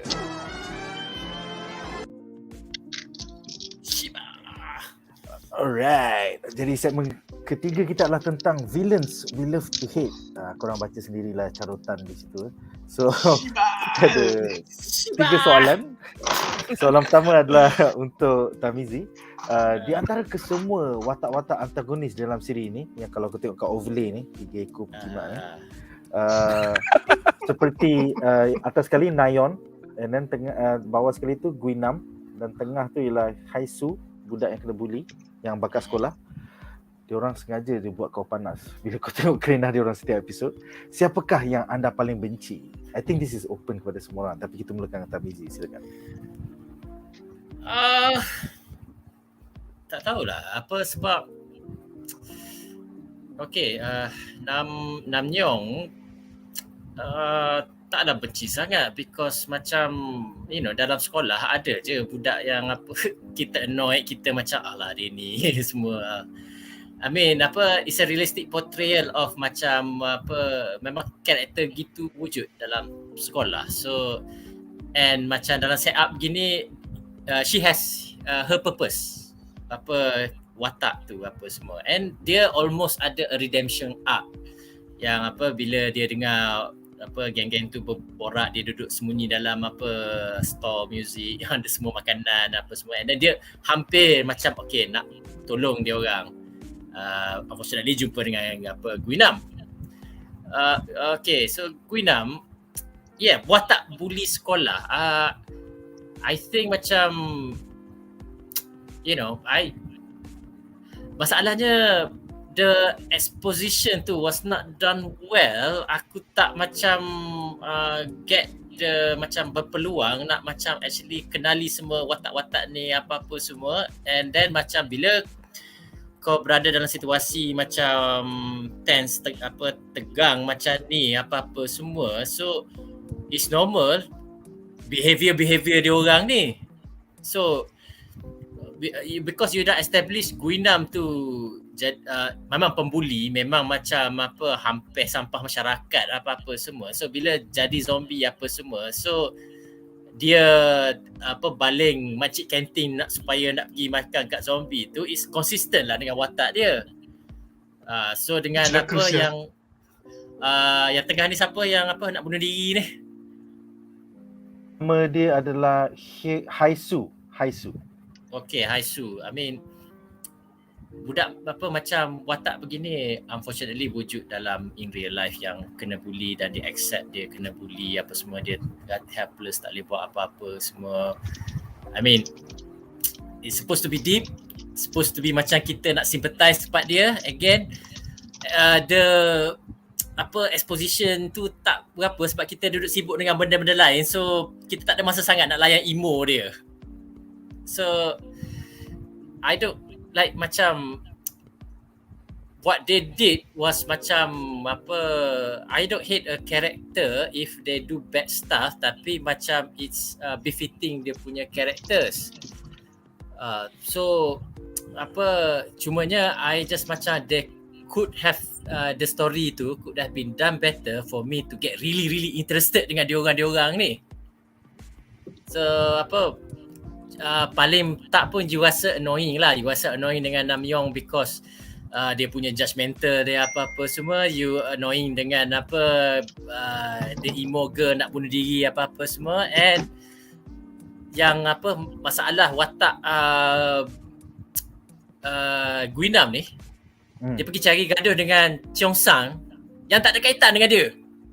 Pasal handphone. Pasal kau tangkap gambar aku bunuh principal. If let's say Cheong Sang ni somebody yang dia bully sejak kecil ke apa-apa semua, I mean it would be macam invested lah dia orang punya konflik ni. Kau bully aku, kau buat my life a living hell apa-apa semua that may macam trigger me to hate him. Tapi sebab dia buat jahat kat orang lain ni tak ada kaitan dengan the main story apa semua, and then kau cari gaduh in the last minute apa semua, which is okay, fine, karakter kau pembuli, so that is what you supposed to do. Tapi you just macam annoyance lah. Asyik berapa kali dia jatuh bangunan, hidup balik. Betul tu. Betul. So that's why cerita ni macam it gets me enough interested to see the next episode, but it does not macam pull me into to get interested that dalam karakter ni. So aku tak nak hate. Okay. Sebab kita katakan love hate is not the opposite of love. It's actually indifference. So aku rasa indifference. So untuk tiga-tiga ni aku rasa indifferent. Kau ada, okay fine, kau buat part kau dah belah, kau mati. Pada aku terasa bila Nayeon tu, it was a class struggle lah. Nayeon tu kan duduk dekat apartment kaya, lepas tu budak-budak miskin kena panjat nak pergi sekolah. So I just her unfounded hate for budak miskin welfare tu, aku tak boleh terima tu. Padahal aku macam, kau berkimak lah. Dalam Squid Game kau baik babi, apa macam kau jahat gila. Dalam sini kau jahat, macam berkimak tu. Aku kan gila. But for me, I need to see macam Namyeon tu hidup dalam apartment mewah. Ada tunjuk tak? Ada. Masa dia nak pergi sekolah, dia panggil Mr. President. Lepas tu Presiden tu tak tahu je pasal dia tengah dengar headphones at the beginning of episode 1 ke episode 2. Yelah, tapi masa kita tak tengok kita tak tengok live dia. Kita lepas tu macam welfare tu hanya bila dia panggil welfare baru kita tahu sebenarnya welfare. Lepas tu tanya welfare tu apa. Betul. So for me to get to hate her kan, kalau macam dia tunjuk memang kehidupan dia kaya, hidup perfect apa semua, and then the kawan Cheong San tu memang welfare, susah apa-apa semua.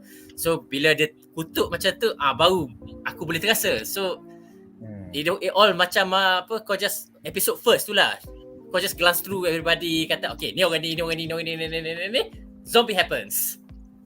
Setup dia tu tak cukup menyengat. Apakah pendapat panelis lain antara Nayeon, Haisu dan juga Guinam? Silakan. Anri dulu. Okay, Anri dulu. Of course, Guinam is the worst. But I think all these three people is very extreme reaction tau, for them to turn into these assholes tau. Nayeon, the rich girl kan, she hates poor people. But what has the poor people ever did to her? Okay, so the budak Hyoksu, budak welfare. Why do you hate him because he's on welfare? It's not like you are paying taxes. You're just in school. Bukan duit kau bayar apa untuk welfare dia. And apa nama dia yang nak bunuh diri because of that video clip di internet. I forgot her name. Haisu, Hye. Haisu. Okay, Haisu becomes like this because she was zombified, because she putus harapan to live in society because they got to see her bullied bogel online. And now tak ada orang nampak pun. Semua orang tak ada orang nampak pun. She didn't even check. And Guinam becomes this murderous asshole. Yeah, man. From just being a gopher for a bully. Okay. I mean from 3 to 20 he basically killed someone in cold-blooded before he became a zombie. The shit fell too far for everything to happen. It's unrealistic.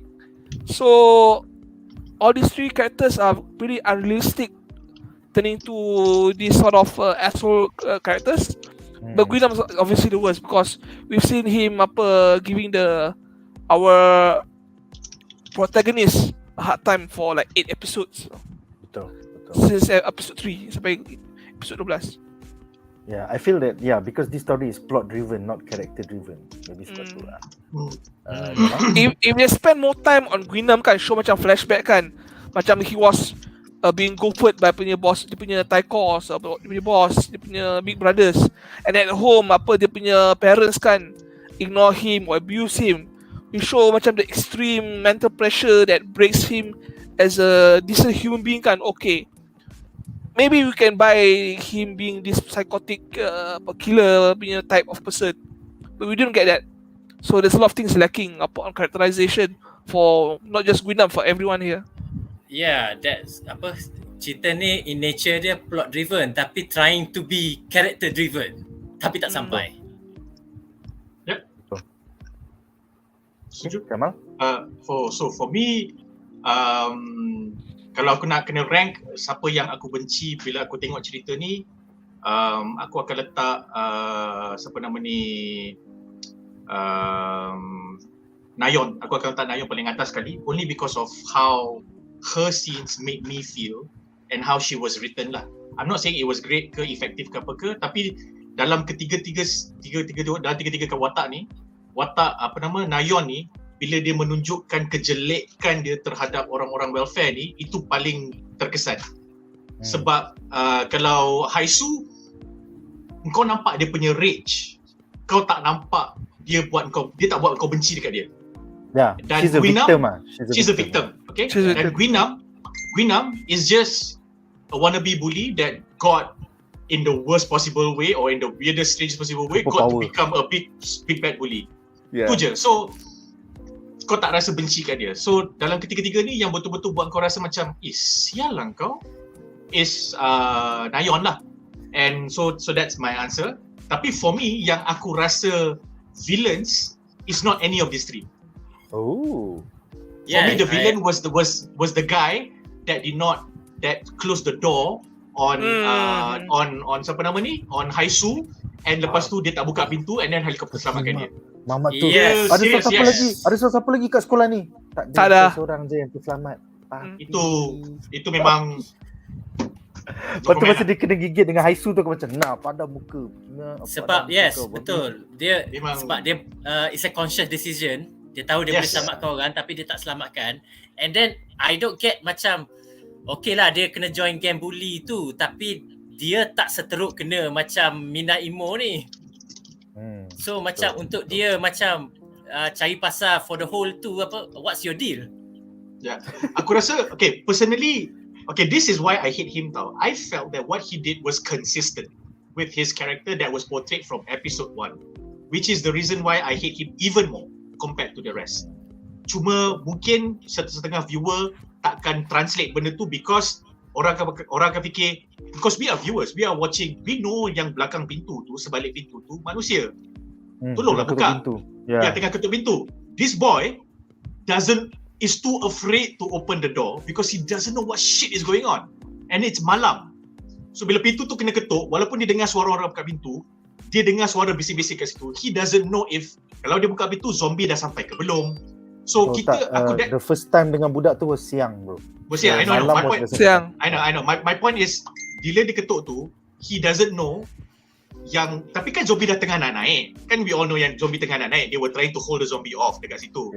Until Guinam naik, push a few of the zombies back. Lepas tu Namra lawan Guinam, campak Guinam.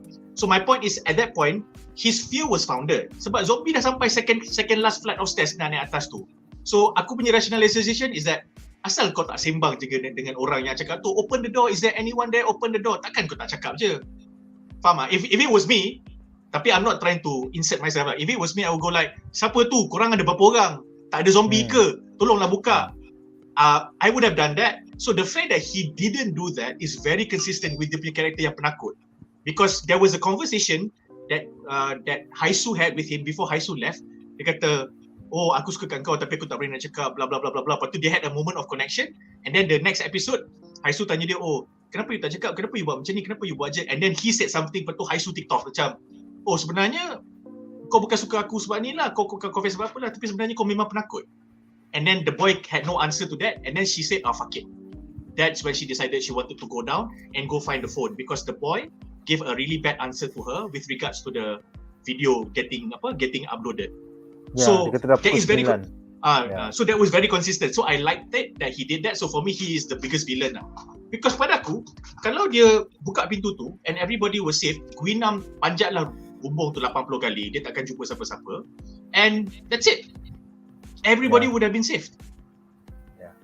So, you know, it would have been a different story. But so for me, that's my villain lah. Babi sangat. Oh, Nek, aku tukar jawapan. Kalau nak villain I hate, actually the teachers or the male teachers. Principal tu yang babi sekali. Tak, yang ada Tak satu payah lagi report. cikgu. Pembulian ni tak payah report. You know, macam Ada seorang lagi yang coach, macam coach ke apa, yang Haisu pergi minta Makan. tolong dia. Ya. betul. So kalau nak the actual villain macam itulah Orang-orang macam tu lah.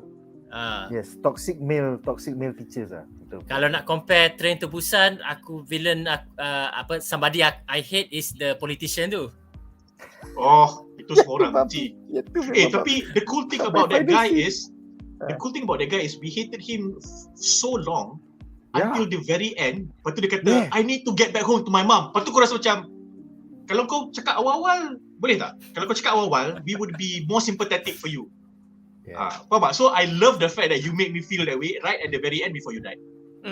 betul. So macam aku nak cakapkan kau padan muka kau mati, tapi now aku tak sampai hati. Sebab nampak sangat kau punya desperation, nampak sangat kau punya takut, nampak sangat karakter kau sebagai politikus, that you only managed to share that at the very end. So macam, sial lah. So that was very well done lah for me. I still hate the fucker. I still hate him, but now I'm a bit more sympathetic. Nice. Because he has a motive and empathy. He has a motive, yes. Definitely. Betul sekali. Alright, jadi soalan kita yang kedua adalah untuk Anri. Apakah pendapat anda tentang pendedahan mid-season bahawa setengah daripada mangsa zombie ini tidak mati seperti Namra, Guinam dan juga Haisu, sebaliknya menjadi half zombies ataupun hambi. Is that in the lore? Is that in the lore in the webtoon? So kita start dengan Anri dulu, and then Jamal boleh sambung. Benda tu I can just quickly answer that, so we can go off a different tangent. Benda tu consistent, dia tak ubah. Okay. Apa dia cerita tak dalam webtoon tu, apa istimewanya hambi ni? Tak ada, they just like many manhwa and mangas and comics, those kind of shit they don't explain. They just say, oh, now you have some special people tu je. Which I think the show tried to explain yang virus the ni show tried to explain. Yeah. setengah darah sel putih dia berlawan, so dia orang jadi half zombie. So apakah But pendapat aku rasa Anri? explanation tu gagal, tapi aku don't know what Anri thinks. What was the question again? What do you think of the fact that midway through the season, episode 5, tiba-tiba, Guinam tak mati, dia adalah seorang hambi, half zombie.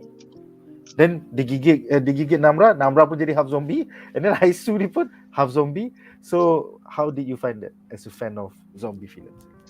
I find that unrealistic. Okay, if they say this virus is mutating and changing, right, I would have bought it if some time have passed. You know, some sort of gestation period. Tak sampai 24 hours kan you get all these variants, hambi variants. And I'm like, okay, this is weird. One thing, not consistent. Hambi jadi zombie juga. Zombie gigit apa orang biasa jadi hambi. So what's the main the main determinant for to become a hambi? It's like a gacha game. The more you buy, the higher chance of you become hambi. But I don't know, man. I think it's a low-hanging fruit of a plot device. They're using it just to make the story more interesting in a way. In the City of the Dead, right? We see some zombies kan develop apa macam dia punya own intelligence after some time. Because some time have passed and they And ate that was more patient protein. zero That was patient zero punya bite that created the mutated pandai one. Yeah, because there was the most longest living virus apa going into play. Yeah. This was not the case. This was just damn luck. I don't think it's credit to the whole franchise. So that's my take on it lah. I don't think it's consistent. I don't think it's 100% beneficial for the whole series. And I think sometime in episode 1 Onjo kena gigit with patient 1. Tu teka-teki tu. Dia kena Tapi gigit Onjo ke, dia luka tak jadi. ke apa? Onjo tak jadi Hambi. Onjo just like okay. So I thought like okay, so Onjo punya darah is the jawapan to this whole virus. Everybody forgot about that. Tak, Everybody forgot about that. anything So, maybe ke? tak, dah lah tak. Dia kita nampak yang dia injured tau. And then lepas tu Cheon Su pergi kat dia, Cheong San pergi dekat dia betul macam, are you okay? So aku macam, that no one decided to follow that. 12 episod kemudian dia still tak jadi zombie sia. Aku macam what the Tak. fuck? Confirm ke dia kena gigit? Ataupun Adalah, dia she luka got injured sebab lah. lain? She got injured. Tapi tak tunjuk. Tapi it was not really clear. But kau dah tunjuk dia injured and kau dah nampak dia react to that. Kau dah nampak Cheong San tolong react to that. Bila Then balik you have kelas to follow lagi through lah. dia cakap lagi dekat awet tu. Ya, aku kena gigit dengan member tu, patient 1. What the fuck? Kau tak jadi apa-apa. Tak jadi Yeah. apa tu. And another thing yang tak consistent, right, is the variance of skill from all these Hambis. Guinam has macam Superhuman, tak boleh mati. superhuman. He has the scent of a dog, a bloodhound. Yeah. What does Namra has? I can sense them coming. Macam apa Namra is super hearing. super hearing. Okay, so she's a rabbit lah basically. What does Haisu punya special Hambi punya skill? Super emo. Muntah, emo. lapar makan. Super Super emo. emo naik basikal kena hentak tak mati. That's it. Oh, the first zombie naik basikal. Okay, that's not special. So you can see my problem with this Hambi punya thing lah. If the Hambi can generate macam psychic powers or Tu dah. extra arms or macam Left 4 Dead jadi gemuk kan and you muntah acid something like that, right? It'll be interesting, but this is not the case. Itulah kan. Kita ada satu soalan daripada Tuan Ahmad ya. Yang peliknya kalau betul Onjo kena gigit awal-awal episod 1 tu, kenapa dia tak cakap macam oh shit, I was bit by a zombie in the medical room earlier. Like they forgot about that. Beyond episode 1, dia dah balik ke kelas tu, I kena gigit dengan patient 1. And then like no other subplot. No subplot following that. No subplot at all. Itulah. Cuba kalau kita perhati betul-betul in the later episode kan, bandage dia ada lagi tak? Aku rasa bandage tu dia pakai sampai habis episod 11 kot. Aku rasa kan kita marathon, so kita WhatsApp kan each episode. So aku dengan Hasib macam Pukimat ni dah kena gigit weh. Kenapa Onjo ni tak tukar-tukar lagi? Yes. It was so weird man. Tapi macam itulah. Kita ada soalan ketiga untuk Jamal, but Jamal just got a call. Oh, Jamal is back. Okay. Soalan ketiga untuk segmen ini adalah untuk Jamal. Apakah pendapat anda tentang the Guinam versus Cheong San punya battle sampai diorang mati kena explosion tu? Was that over the top ataupun you needed that to make the plot continue? Sampai diorang dah naik bukit lah, dah lepas stadium sampai ke kawasan sekolah baru nak bina, and then like wow, what the fuck weh. Apa pendapat kau, silakan? My opinion is that survive that? I don't think they survive. I think they might. I was half expecting masa diorang lawat balik the construction site, atau when the camera went back to the site post explosion. I was expecting some of the fingers or the body parts gerak-gerak. It didn't happen. Nampak debu je. Because there was a hand. I saw a hand. I do not know whose hand lah. For me, holding the name tag. Itulah. For me, that scene was needed. I get it. I'm fine with that. But I don't think it should have been Hyosan. I think it should have been Hyoso. Suhyo. He should have been Suhyo. That's what I feel. Oh yalah, pasal dia orang something Pada dengan something. something. Itu je. I think Cheongsan punya arc should have finished the moment he met his mom as they were trying to escape. And then because of that, he gave in to like, okay, now anything I do is for Namra. For me, that was his arc. So sayang lah, they missed that. Betul. Aku ada satu benda pasal Cheongsan versus Guinam ni. Okay. Diorang ni bukannya rapat sangat, and Cheongsan bukannya dia mangsa bully diorang apa-apa semua. So it's not benda tu shallow je, just macam dia ambil gambar bunuh prinsipal je. Okay. So disebabkan Cheongsan ni ambil gambar Guinam bunuh prinsipal, kita sepanjang the episode apa semua ni duduk macam Guinam nak kejar Cheongsan, Guinam jatuh bangunan, Guinam bangun balik, pergi kejar Cheongsan balik, jatuh bangunan lagi, kejar balik Cheongsan sampai the final battle. Okay, final battle. So, objektif Guinam nak bunuh Cheongsan sebab dia kata I want to kill you. Tapi kau gigit dia, and then dia jadi zombie. Macam mana kau nak bunuh dia? Kan mula-mula dia cakap, aku nak cungkil mata kau cungkil mata aku nak cungkil mata kau. Pasal tiba-tiba kau gigit dia. Aku rasa benda tu is more about him, it's more about power dynamics. He got his victim already. So sekarang ni, I'm gonna play with my food. I think that was why he did the way he did lah. So I think benda tu aku boleh excuse lah. I think Guina was just playing with his food, i.e. Cheongsan lah, tu je. Okay. Yeah. Although I will be honest, I did half expect macam adakah Cheongsan akan tiba-tiba menjadi half zombie yang kuat dan lawan Guinam dan menang. Aku ingat tu kita tunggu benda tu. Aku macam adakah? Pasal dia gigit Namra jadi Hambi. So macam kat mana? Macam itulah. So kita ada 5 soalan dalam segmen ini. Pertama, Muhammad Hazim bertanya, favorite character panelist untuk dia adalah Guinam. Pada aku, brother-in-law. Brother-in-law forever. Brother-in-law. Silakan Anri. My favorite character, there's not much character that you can actually like earnestly in this series lah. I think it's going to be the police guy, the detective. Yeah, he doesn't play much of a role until ketangkap by the military. After that, he's just in the jail cell. Tapi dia heroic bro. Dia save baby, dia save budak. Yeah, I'm still surprised budak tu masih survive tau, running away from all these zombies yang boleh sprint gila.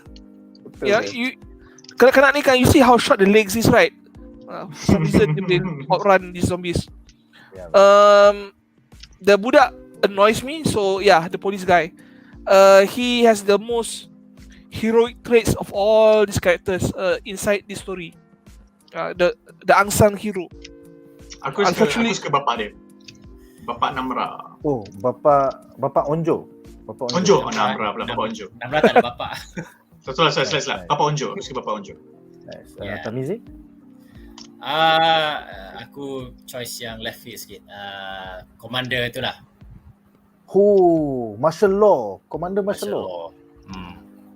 I mean, dia dia menunjukkan segala decision dia very macam based on apa yang dia tahu. I mean lepas dia based on the reaction dia, based on the event ni, and then dia buat decision tu is kita katakan betul, and then macam dia punya strategi tu berjaya lah, macam pakai drone, kumpulkan zombie kat tempat, and then bomb Hyosan apa-apa semua tu, and then dia empathy dia rasa macam benda tu teruk sangat, yang dia kata benda tu bukannya diarah oleh upstairs, apa-apa semua tu, memang decision dia sendiri. Dan dia take the responsibility. So so in character, aku suka character macam tu. Betul. Hero. Yeah. The only issue I have with the bombing of Hyosan, right, is do you know what will happen in real life kan if South Korea launch 4 missiles kan within that vicinity tau. North Korea will bomb South Korea automatically as a defense because Pasal dia tak Seoul tahu kan, misal tu nak gimana kan. yeah, if they say okay we are going to bomb our Hyosan, we need to call Seoul and of course inform the North Koreans that this is not an attack on the land. They miss that part because whether or not the commander does this on his own orders or following orders from Seoul kan, he has to inform these two parties. Kalau tidak akan North Korea will nuke South Korea. Wow. Tak pun. Because kau minta tolong North Korea tolong bomkan zombie. Usually if you have a hot border macam India Pakistan, right, you have a hotline to inform them kan what will happen after a nuclear strike. Telefon merah. Telefon merah. If Pakistan bombs nuke India and India nukes Pakistan back, this hotline will contact kan whether we want to continue or okay, enough is enough, let's do something else. Mutually assured destruction. This was mentioned in World War Z. A lot of countries do this. Even Russia dengan US kan, if they detect a missile launch kan, they will nak confirmation kan whether or not you want to continue on. At least one call. This is a very important thing. You've launched 4 missiles, you're bombing in your own countrymen, your own city, right? With 20, 30, 40 kilometers away from the North Korean border, right? It's very high stake risk for nuclear war with North Korea. So that part kan memang tak consistent, memang tak realistic. So that's my only issue with the commander punya actions. He didn't inform these two parties. That was the only thing that I think macam cerita ni assume North Korea doesn't exist. Kesian. Kesian. Okay, silakan. Favorite character? Kau dah bagi favorite character? I can't remember. Semua dah bagi kan? Semua dah bagi. Aku cakap aku suka bapak. Oh yes. Bomber. Next question. Kita ada 4 more questions to go. Afiq bertanya, boleh explain tak macam mana seorang tu jadi Humvee? Teori kita tadi adalah white blood cell. Profesor tu dah cakap setengah orang white blood cell dia akan melawan the Jerry virus. Sorry, the Janus. The testosterone. Jonas virus. Jonas. Yeah, so dengan itu pasal dia melawan, dia tak jadi full zombie, dia jadi half zombie. So semoga terhibur. Bukan kalau jawapan itu. testosterone masuk badan kau jadi lagi horny ke apa? Yeah, the science behind this just doesn't make sense. Man. Okay, seterusnya soalan teknikal daripada 15 ya. Kalau nyamuk hisap darah zombie, lepas tu hisap darah manusia pula, adakah manusia boleh bertukar ke zombie? Based on Nayon punya example tu boleh kan? Nayon punya example. Sebab bila nyamuk tu hisap darah zombie, nyamuk tu jadi zombie. So bila nyamuk tu jadi zombie, dia tak boleh nak terbang dan cari manusia. Okay, aku suka jawapan ni. Yes, jawapan teknikal. But another interesting point kan, tak banyak sini macam tak tunjuk adakah binatang will get affected. Kalau ada pun mungkin seekor 2 anjing macam tu ya. Tapi kalau kau fikir kalau ada gagak duduk makan mayat zombie tu, lepas tu semua dia orang jadi zombie, susah nak defend. Betul. And actually kalau Janus virus ni kena tikus, aku rasa tikus tu jadi Jerry je. Dia akan lempang kucing je. Dia takkan jadi zombie, dia just akan continue melempang kucing. Or there's another explanation.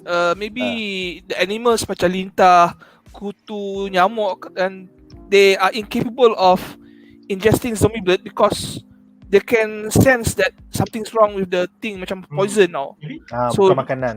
Yeah. Okay. In High School of the Dead, right, the zombies they don't attack other animals, but they just attack humans out.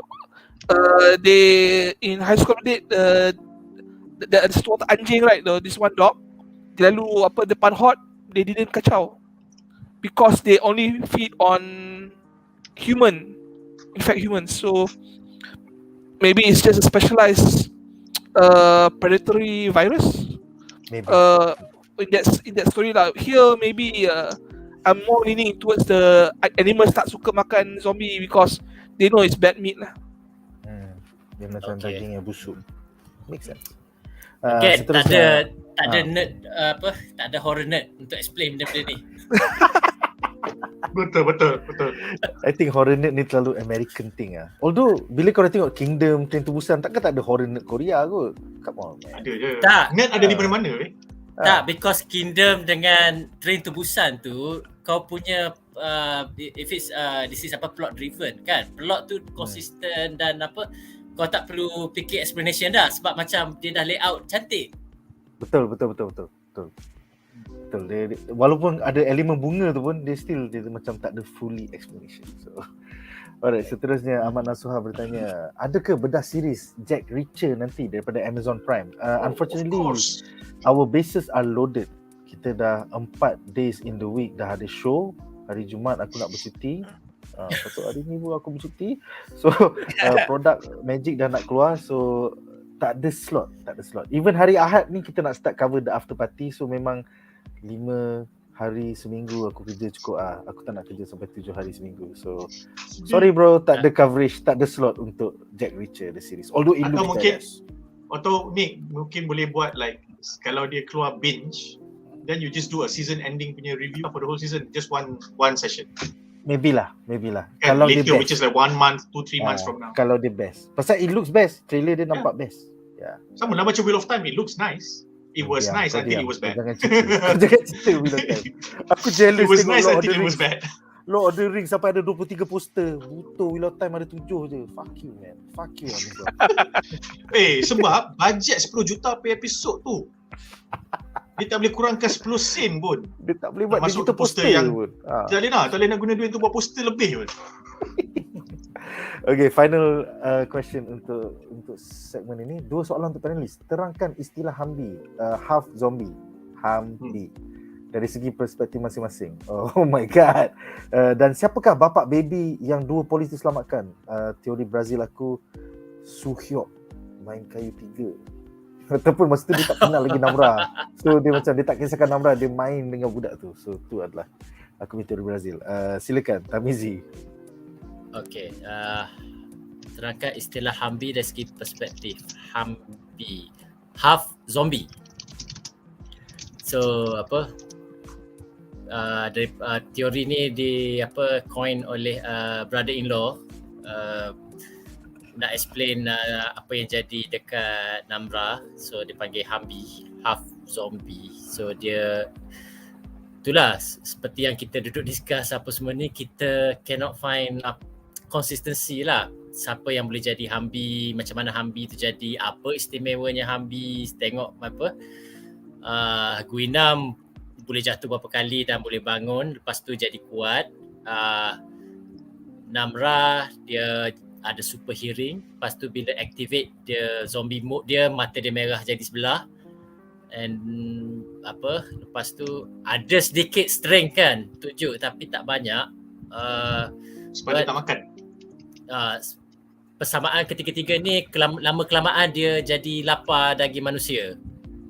So daripada masa dia si Haisu kena tangkap dekat military installation tu, dia cakap disebabkan virus ni dia bertukar. Dia time dia dah activate, time dia dormant, dia macam manusia normal. So sebab tu macam susah untuk dia hasilkan vaksin.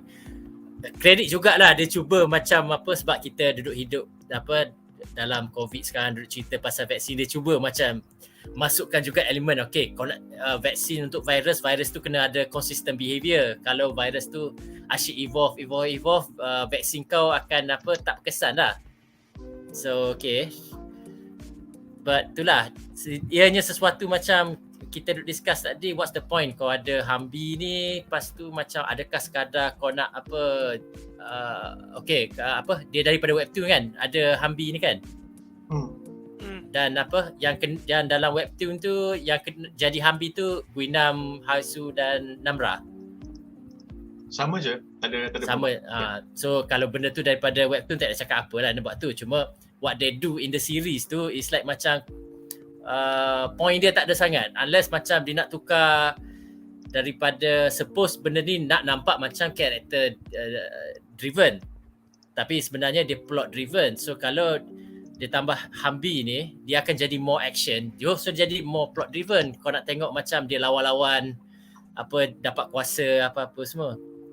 Okay, soalan nombor 2. Finally ada orang cerita pasal baby tu, which is apa, why kau nak ada plot orang beranak ni? Just sekadar macam nak tunjuk Random apa, gila kan. Random gila. Daripada episod pertama dia nak meneran tu. Lepas tu tiba-tiba masuk patient 1. Okeylah saya keluar. Macam so okay, baby ni macam kau nak satu situasi cemas lah, macam zombie outbreak and then ada seorang budak sekolah bawa baby. Lepas tu dia pun nak jadi zombie and then apa, nak fikir cara nak selamatkan baby dia apa-apa semua. So baby boleh survive satu malam tanpa minum susu, tak menangis, sejuk lagi, dan baby pun tak gerak-gerak, baik je duduk dalam bendung. Dapat fine. Tapi okay, siapa bapak dia? So dia tak tunjuk dalam tu, dia tak tunjuk dia main dengan siapa, dan budak perempuan ni pun tak ada kaitan kan dengan all the gang. Dia tak kena bully, dia bukan geng-geng kawan dia dan apa-apa semua. He just budak yang pregnant. random. I think macam aku punya suspicious, mungkin dia nak tambah satu lagi plot point di mana macam yang buat budak ni pregnant adalah one of the teachers.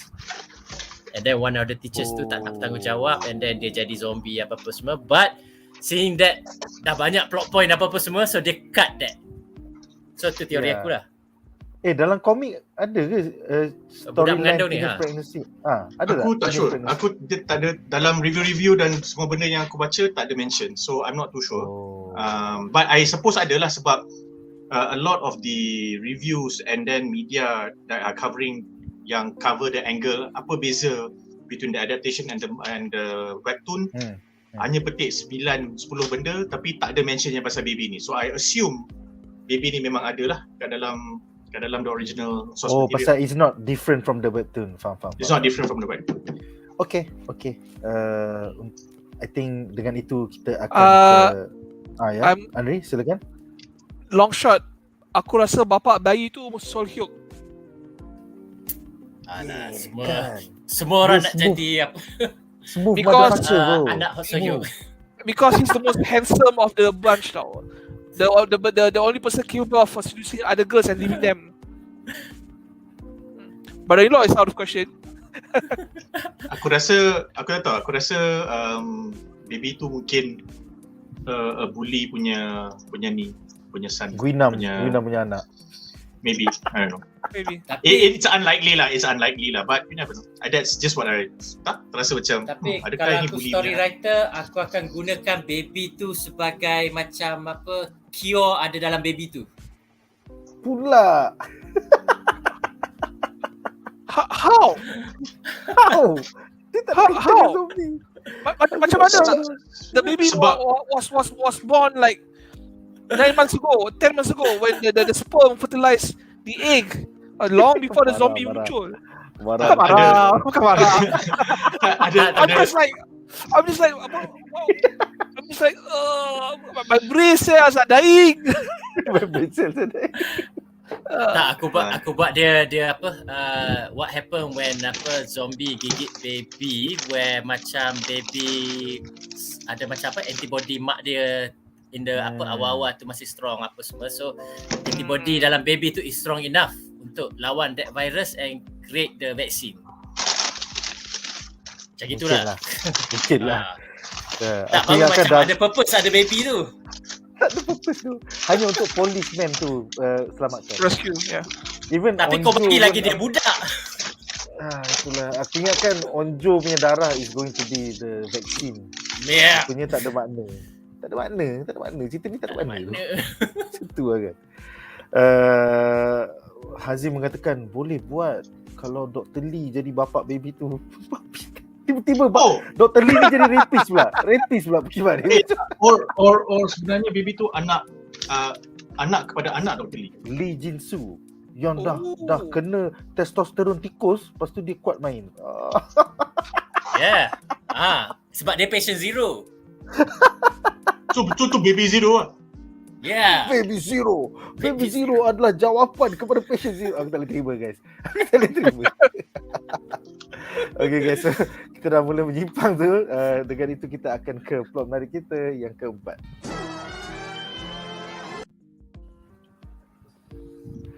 Alright, jadi plot menarik kita yang keempat adalah tentang the public in crisis, parents and strangers, di mana kita ada subplot C, D dan E tentang beyond the parents lah pada aku. Yang lagi dua storyline polis dengan orange gibberish macam what the fuck tu. So soalan aku untuk semua panelis ya. Adakah anda terhibur dengan side plot seperti adventure orange gibberish the YouTuber dan pakcik-pakcik polis? Dan adakah anda sedih bila sacrifice dilakukan oleh parents Onjo, parents Hyosan dan juga satu awek tu yang pakai baju pink tu, yang bila tengok drone tengok parents dia dah sampai kat depan gate tapi Mijin. Mijin ya. So I mean we already have subplot A, subplot B. Tiba-tiba kau tambah subplot C, D, E. So dari segi seorang writer, apa pendapat kau Jamal? Was this in the webtoon? I presume they are. I just feel it's too much. For me, I don't take the moments when like the girl in pink, Meijin punya nampak bapak dia mati. I think semua tu is quite a natural thing to show. Kau dah tahu ada zombie infestation, you would have some kind of awareness or consciousness to think that I need to let my family know, or my family would be looking for me, but we cannot find our phones anymore because obviously the teachers has taken them away because of class. So that kind of curiosity, kau nak tahu sama ada mak bapak kau ada tolong datang cari kau ke tak, benda tu natural lah. So I don't see that as exposition or subplot. It's just character tu, as the character grows within the story or within the narrative, dia akan arrive at certain realizations. First dia kena deal dengan the zombie in front of them, so dia kena selamatkan diri. Bila dia dah selamatkan diri, dia dah kena tahu siapa lagi yang terselamat. And then lepas tu, okay, apa yang kita boleh buat. Bila dia dah tenang sikit baru macam, okay, so sekarang family aku tahu tak, dunia tahu tak. So it's natural lah, aku okay je dengan benda tu. Cuma aku rasa subplot yang aku tak suka is the orange, the gibberish tu. The YouTuber, I get why you want to do that, but I feel that you could have used one of the students to convey that, and it's done. So the student could be a student in the media club yang kerja dia adalah pergi budak AV punya club lah. Kerja dia pergi cari footage, kan, dia record the happenings in school and blah blah blah. Kata-kata, oh, for the school radio show we have this new segment, atau we're gonna have this upcoming series where we go a day in the life of this teacher, a day in the life of this school staff, a day in the life of this person. So and then dia capture a day in the life of semua orang kena kejar zombie, lepas tu dia mati. So you kind of have that already. So you have that social media live feed punya angle. So bila dia buat orange gibberish tu, you add an unnecessary character. I genuinely feel like he was unnecessary, and dia tak serve apa-apa. Dia tak prolong dan dia tak bagi meaning kepada the police detective punya plot, punya character. Dia tak bantu reveal sesuatu tentang zombie tu kepada the on-watching or on-looking public. Dan kita just dapat sila like, subscribe ya. Sila like, subscribe. So kalau you nak kata, oh, that is a commentary on the society where there are people who are like this, dia tak serve apa-apa purpose kecuali dia orang. Yes, I agree. But when you do that, and then that character becomes a factor in why this series can feel draggy and exhausting in points, dan dia tak rasa tight, then kau kena tanya balik lah, okay, benda tu nice to have. Kalau kau tulis buku, kau tulis novel, kau boleh include. Kalau kau buat graphic novel, kau boleh include. Kenapa? Kerana the pace of reading a graphic novel or a novel depends on the reader. Tapi when you're doing it in live action, it's a TV show or a movie, the pace doesn't depend on the viewer. The pace depends on what you put on screen. So, then benda tu jadi pointless lah. Sebab you are, oh, this guy is interesting, and that's it. Apa salahnya ada benda interesting? you can say that kalau benda-benda lain dalam tu dah cukup interesting dan memuaskan. Tapi bila benda-benda lain inconsistent, tak cukup memuaskan dan tak cukup interesting, kenapa kau nak bazir tenaga kau untuk tambah benda interesting yang tak ada kena-mengena dan tak menyumbang kepada the overall story. Sama macam aku punya criticism about Rave Junkins on Wheel of Time lah. Kau boleh letak scene Leon Mondragonen tepuk dada, kau tengok semua wonder macam tu, cool, thank you, we love it. Tapi benda-benda lain yang kau kena jaga, kau tak jaga. So that's my point lah. So aku rasa Orange Gibberish tu tak perlu. I think it's a waste of space. I genuinely think that. And for me the only moment where I enjoyed, the moment yang dia ada dalam screen yang aku enjoy is masa aku tengok baby budak-budak kat tadika tu kejar dia. Itu je. Partly because it's creepy and cute at the same time in the same degree. Itu je. Selain daripada tu, the parents semua okay. I don't have any issues at all. Aku rasa the politician could have done more and they wasted it. So kalau Orange the Gibberish tu tak ada, then they could have used the politician, they could have spent a bit more time on the politician, tapi sayang. Other than that, tu je lah. Aku rasa parents tu semua penting lah. Parents tu semua penting lah. Chong San punya mak tu aku rasa sangat sedih. And I think it was stupid. I still think it was stupid, but I still feel sad lah. Dia macam, oi, aku tak ada lalu ni. Tak apa, aku lalu jalan belakang. Aku pergi juga sekolah. Lepas tu, hi Gyeong Seong. Hi Gyeong. Lepas tu kena gigit dengan Gyeong Seong. Aku macam, babi. You went all the way there to get beat by your your son's best friend. Aku macam, what the fuck? It's very unrealistic lah in that sense. So, aku just kurang sikit lah. But I think I get it. I just take it in. Okay. Anri, apakah pendapat kau tentang Parents and Strangers, subplot C, D, E? Silakan. Okay, I think they are doing the same mistake macam The Walking Dead has been doing. They have expanded too many characters, and macam Orange Gibberish, I agree with Jamal, is unnecessary. Even though I find his like and subscribe me masa dia kena kejar zombie kan, entertaining. I think the best one is the Bapa Onjo. As a parent, he has the most interesting story to tell in the series when he was trying to rescue my daughter. I have no issues with the parents. It's just the other characters yang saya betul-betul I feel it's either a waste or wasted opportunities tau. The police guy, I think we should have focused more on that. The politician woman, we could have done more with her. When she was interacting with the party chairman punya representative, I don't think that was necessary. They could have just sent a letter kan, because why would the party leader nak jumpa dia kan in hot zone? Makes no sense tau. He could have just sent a letter and asked her to sign on her behalf. But they just purposely sent him there kan, just to make things more grim and serious and more deceptive lah, for whole plot reasons lah. Anri, you know how I think the police detective could have been used better? Police detective tu dia escape the camp, selisih dengan Bapa Onju, escape the camp, and then they both decided to go back to town. Yeah, I was expecting that to happen, but it didn't. Oh, okay. Yeah, because these two people seems proactive. Yep. But the police guy who had the most training with a weapon gets captured by the military and spend the rest of the series like 5 episodes rotting dengan dia punya partner and the kid next cell. Budak perempuan tu. Yeah, Mamat Soul University tu terbaik bro. That guy is fucking very bad. Datang balik gambar tu. I think the budak kecil, that little girl was unnecessary. All you do is run and cry and look sad. Just for the human sadness drama. It's wasted. I think that one should have just cut off that role lah. She serves no purpose.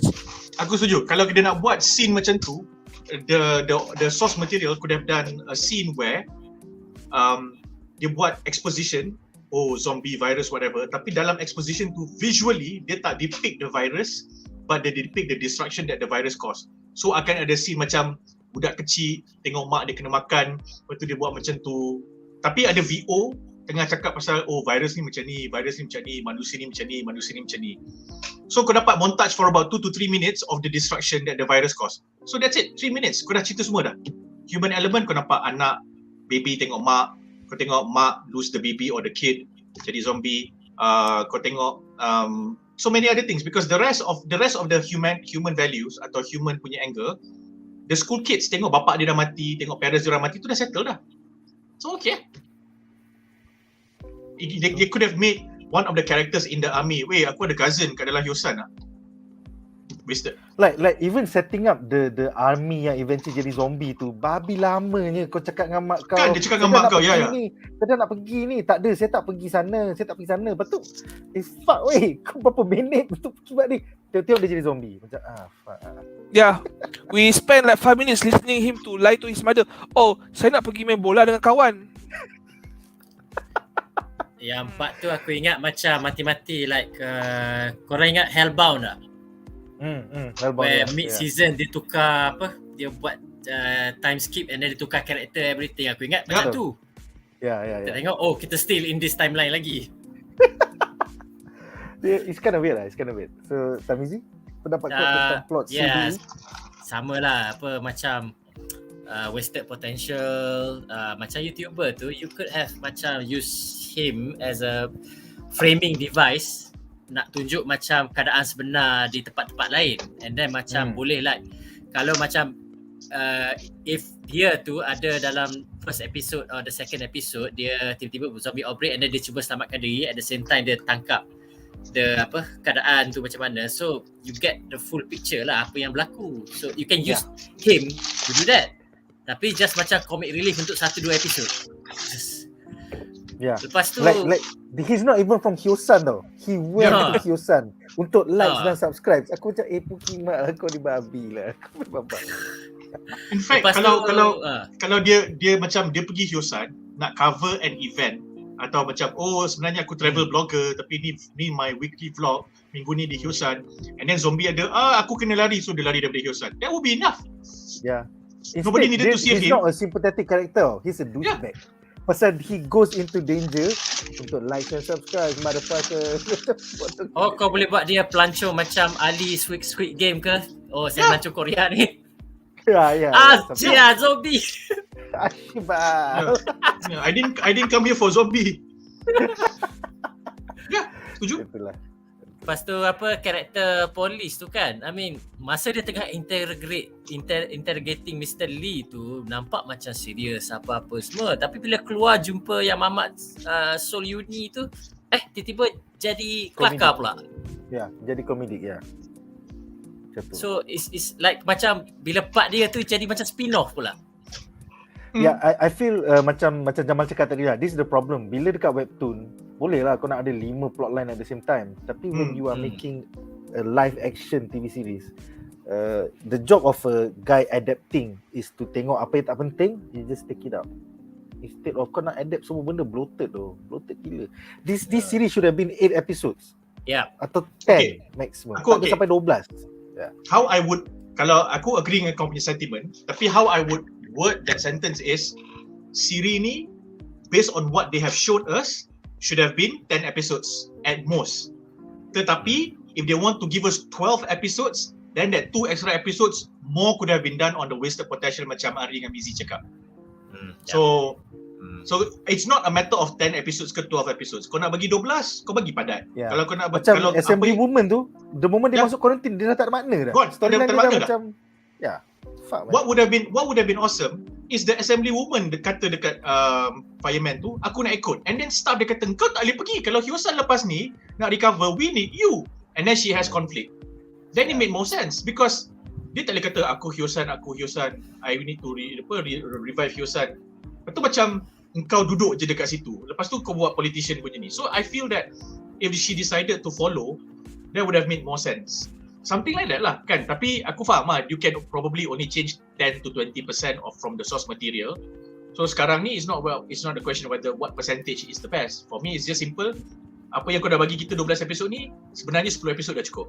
Tapi kalau kau nak bagi 12 juga, lagi 2 extra episod tu, ada benda lain yang kau boleh buat. So alang-alang kau dah ubah 10-15%, kau ubah je lah bagi 20-25%. Because bila kau ubah tu jadi best, 13 episod ke 15 episod orang tak bising, dan kau ubah banyak pun orang tak bising, because orang akan kata okay dia ubah banyak tapi apa yang dia ubah tu still best. So now we get two content from the same IP yang dua-dua best instead of just another adaptation. That's how I feel. Dia highlightkan benda yang to make the story more compelling lah. Macam I think assembly movement tu interesting juga kalau macam from her point of view. Kalau daripada awal kata okay aku nak election ni, aku kena buat benda ni, aku kena polisi apa ni. So bila zombie outbreak ni dia sedar benda tu sebenarnya tak matters. Yang matters ni adalah apa yang kau buat untuk tolong orang. And like all throughout the season kan, aku macam Namra tu anak assembly woman ke? Macam ada kaitan. Tapi they never say it. So macam kau anak orang penting tapi siapa orang penting tu? Macam aku rasa Namyeon kot. Namyeon the beach. Betul tu. Actually come to think of it, aku tak ingat lah. So mungkin aku tengah main phone juga macam ni cakap. I wish that the assembly woman would have fought the army more so that she can be visiting the refugees within the camp. Betul. I disagree with you there. It's established that the whole area has been declared martial law.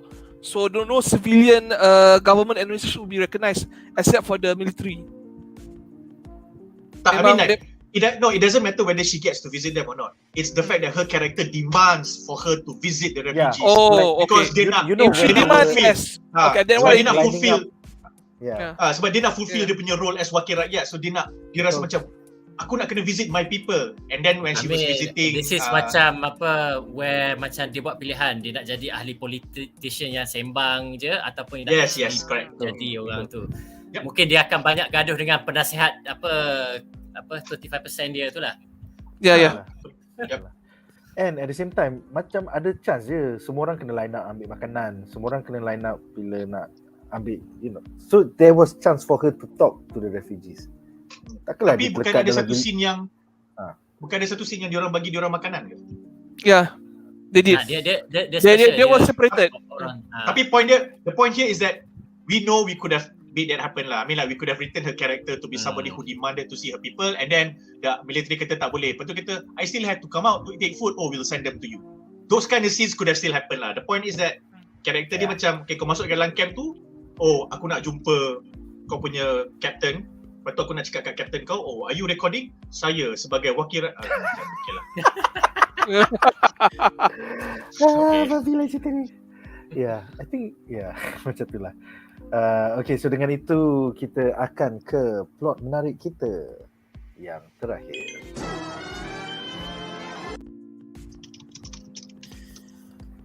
Alright, jadi plot menarik kita yang terakhir adalah tentang the government and the military, Hyosan under martial law. Untuk segmen ni aku ada satu soalan untuk semua panelis. Apakah pendapat anda terhadap as we're going from the second act into the third act, tiba-tiba keputusan pihak kerajaan dan military untuk ultimately bomb bandar Hyosan serta Yangdong to stop the spread of the Jonas virus, especially bila NIS datang explain semua benda. So before that, diorang cut the media. Tiba-tiba Orange Jubilee dah tak boleh jadi YouTuber. And then it eventually came to NIS cakap, ni dalam 4 hari akan pergi ke seluruh Korea. Jadi kita kena bomb juga Hyosan. So NIS yang cakap. So military community cakap, tak ada, ni idea aku. Or like I'm going to take all the blame. So apakah pendapat anda? Kita mulakan dengan Tarmizi, silakan. I rasa kita kena give credit lah kepada kerajaan Korea kerana mampu contain wabak zombie dalam masa 3 hari. Gila tu, efficient gila kerajaan macam tu kan. That being said, kerajaan Korea memang efficient That's all I want to say. Yang memang efficient, especially during the first COVID outbreak, efficient gila babi. Pula tu kau ada martial law punya commander yang take all the blame. Dia kata aku fikir semua, tak payah orang atas aku tak payah campur, aku buat apa semua, and then you kill himself. Kata everybody semua salah aku dah bereskan semua benda. Kau macam lepas tu baru bunuh diri. Bro. Macam itulah. But, so kembali kita pada masalah timeline lah, where we macam kebiasaannya disaster ni took weeks, months nak contain, nak apa semua, lepas tu macam birokrasinya, red tape-nya apa, lepas tu semua mesti fikir ke ekonomi ke apa-apa semua. And then untuk Korea is no Korea lah kat situ, apa kau nak buat, zombie outbreak ini apa semua. So masalah kita pada dia timeline tadilah 3 hari benda ni boleh settle. Kau kau dah dapat jawapan, sebenarnya kita kena bom benda ni. So kalau dari segi gitu, kerajaan Korea memang super efficient kalau ikut dalam cerita ni. But whether you feel that realistic apa semua, maybe it feel more like macam benda ni convenient. It's convenient, macam benda ni boleh tamatkan 3 hari guna taktik tu, and the commander take the blame and dia bunuh diri, so tak ada siapa-siapa boleh ambil tindakan pada siapa-siapa. Everybody scot free. The assembly woman pun dapat the second chance untuk macam tolong dia punya penolong naik pangkat. Betul. And then clean up apa semua, so it's convenient lah. And then agak jarang juga dalam, I think macam dalam filem zombie yang macam you have this bittersweet ending lah, macam webtoon macam dikatakan macam virus tu akan tersebar ke Jepun apa semua. So ni macam nampak seperti tapi aku nak tanya, Hyosan ni geografi dia macam pulau ke? No. Hyosan isn't Hyosan part of the peninsula of Korea? Tu macam checking the map. Tu Busan peninsula. Hyosan is in, kalau Hyosan it is in Seoul. It is in the northwest of Seoul, near a river that is heading towards the border of North and South Korea. So it's nowhere near the pantai lah. Tak ada pantai. Kejap. Asal ada banyak Hyosan ni? Ada banyak Hyosan. Lol. Hyosan High School. Sekejap aku type Hyosan District. Tengok Hyosan ni hanyalah fiction, tak ada pun kat Korea, aku tak tahu lah. Like Riverdale. Like Riverdale. I think it's fictional. I think it's fictional. Fictional. Okay, is Hyosan real? The power of Google. Okay, nanti aku update. Aku rasa fictional. Okay. So kalau fictional macam depending on the geography, so it would make the macam containment possible lah. Kalau macam dia sama ada dia land, dia island yang dekat river ke apa semua, maksudnya jalan tu kau boleh sekat, or macam dia hanya macam one way saja apa semua, so kau boleh lah buat the bittersweet ending yang macam kau berjaya contain this zombie outbreak, which macam kebiasaan-biasaan cerita zombie lain semua fail nak contain sebab sequel punya pasal. Yeah. But even then I was thinking, takkanlah tak ada zombie masuk longkang ke, masuk sewers ke, masih terlekat dalam sewers. You know, it's pretty hard to clean up a city, man. Dia kata macam yang Namra last kali tu kata, there are people like me still, dia yang tolong clean up tu. Yes, kita akan bincangkan tu dalam segmen terakhir nanti, harapan. Fictional, guys. Oh, it's fictional. Okay. Anri, silakan. Alright, maybe I'm reading this wrongly, but I think what the commander said was a lie tau. I think he's following orders from Seoul, high command tau, which is basically to actually destroy Hyosan. Because for him to actually have access to missile launch codes, right? That means the top bosses dah kasih the green light, so they know this was not his own action tau. He was just following orders. He just made the video to claim that he acted alone, so the top brass is not implicated and dia punya followers tak kena court martial lah. Do you remember when he said to his second command, "You take charge. I'm going to sleep. They all know what that he's talking about. He's going to off himself. So that's why when he exits the room, everyone stood up because that's the last time they're going to see him. So I think that's what's the real story. The real story is the government ordered Hyosan's destruction, and I think it is the right call. I mean, how else are you going to kill this much zombie in an instant by missile launch? But like I said, it's very risky. They didn't contact the North Koreans. They risked nuclear retaliation. So that's a bit something that's not consistent realistically. I'm more interested in the fact that Yangdong and Hyosan is going to be a permanent quarantine zone in South Korea after this whole event tau. It's like the whole two province kan, the whole two cities kan, they were cut off from the rest of the world now because memang confirm kan, it is a zombie infested area. We have no idea who is safe. Might as well just not let them out anymore for the rest of their lives. Maybe 3, 4, 5 generation baru kita boleh masuk keluar. But for now kan, we don't have the technology to identify the zombie virus or even cure it. So I'm more interested to see that. It's like that movie franchise to Escape from New York, Escape from LA. They're going to cordon the area. There's a possible sequel lah scenario. I think that will make sense. I think Hyosan and Yongdang walaupun dah kena bomb, it's still gonna take a few years diorang kena quarantine. Yeah, I'm not convinced not just Humvee. I'm pretty sure the normal zombies are surviving now.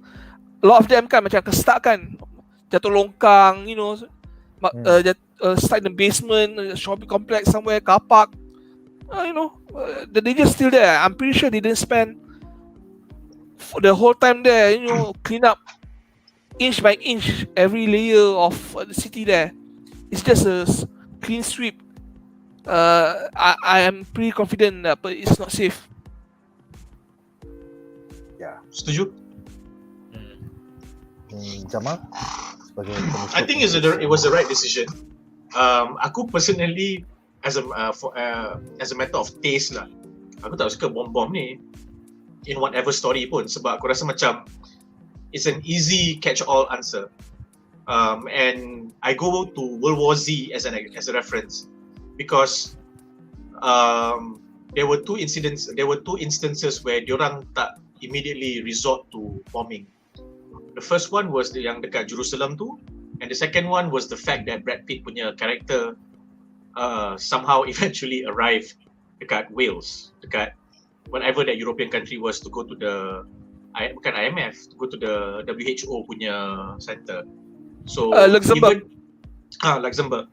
Cuma yang dekat Korea tu, bila dia pergi Korea and then the military base exploded, it was only because the last remaining American troops there knew that it was a lost cause and they've done their part, so they just decided to blow up the military base lah.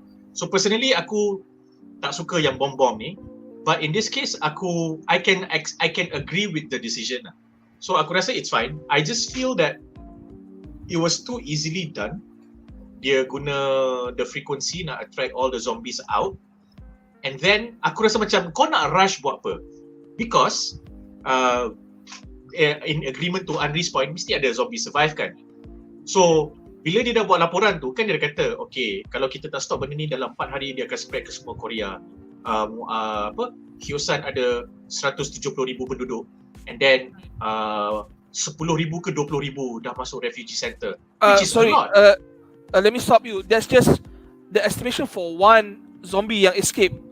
Yeah, exactly, itulah. Just one. So aku macam okay, I'm not seeing the numbers.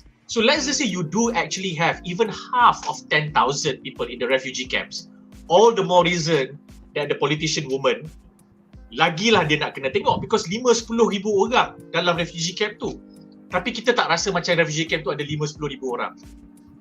So like the first thing that she said when she arrived there, it was not that how many people from Hyosan did you manage to save, or rather how many of my people did you manage to save. And then kalau ada orang daripada camp tu cakap, oh dalam camp ni ada 3,000 orang, kita ada 5 camp, total kita ada lebih kurang 12,000 orang.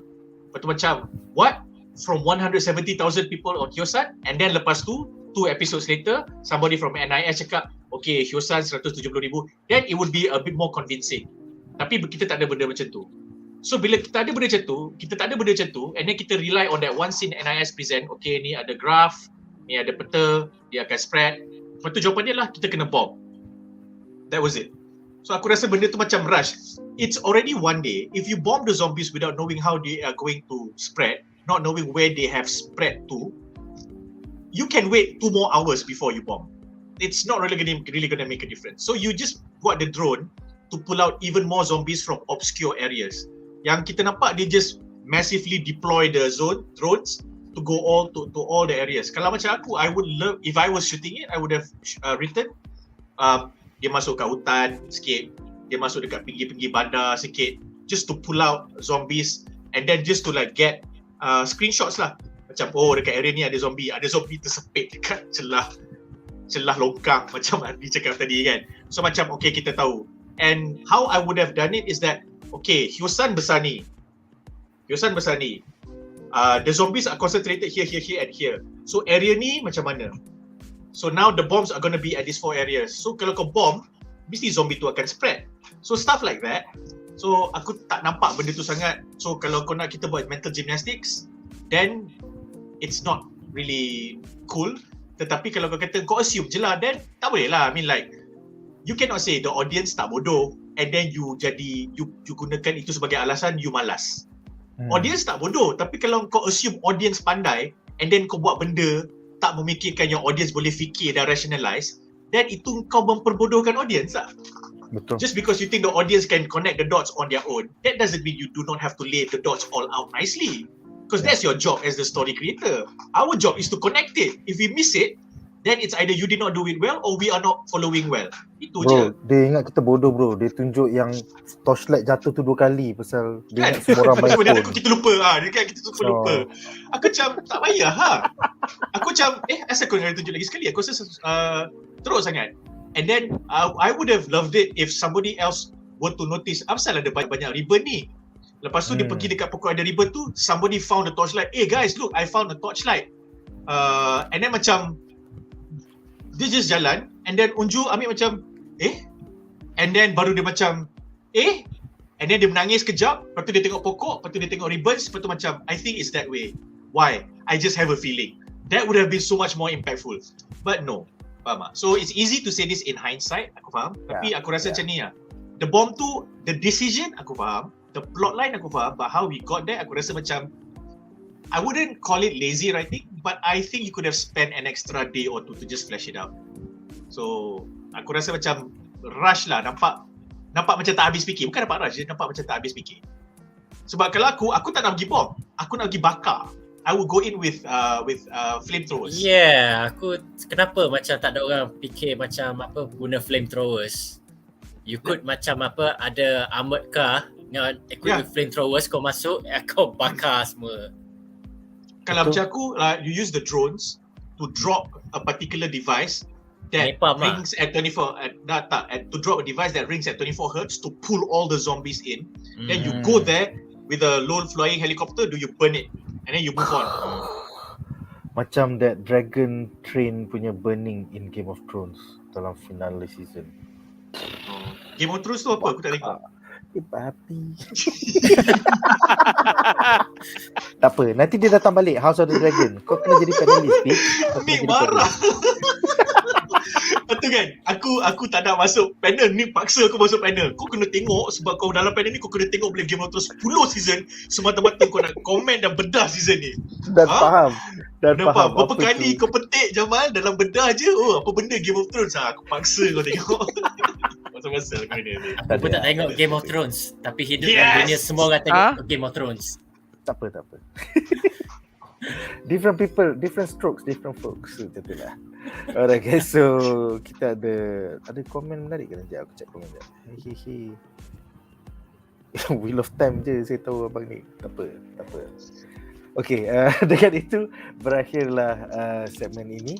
5 plot menarik tentang movie siri ini, which as kita bincang jadi tak menarik.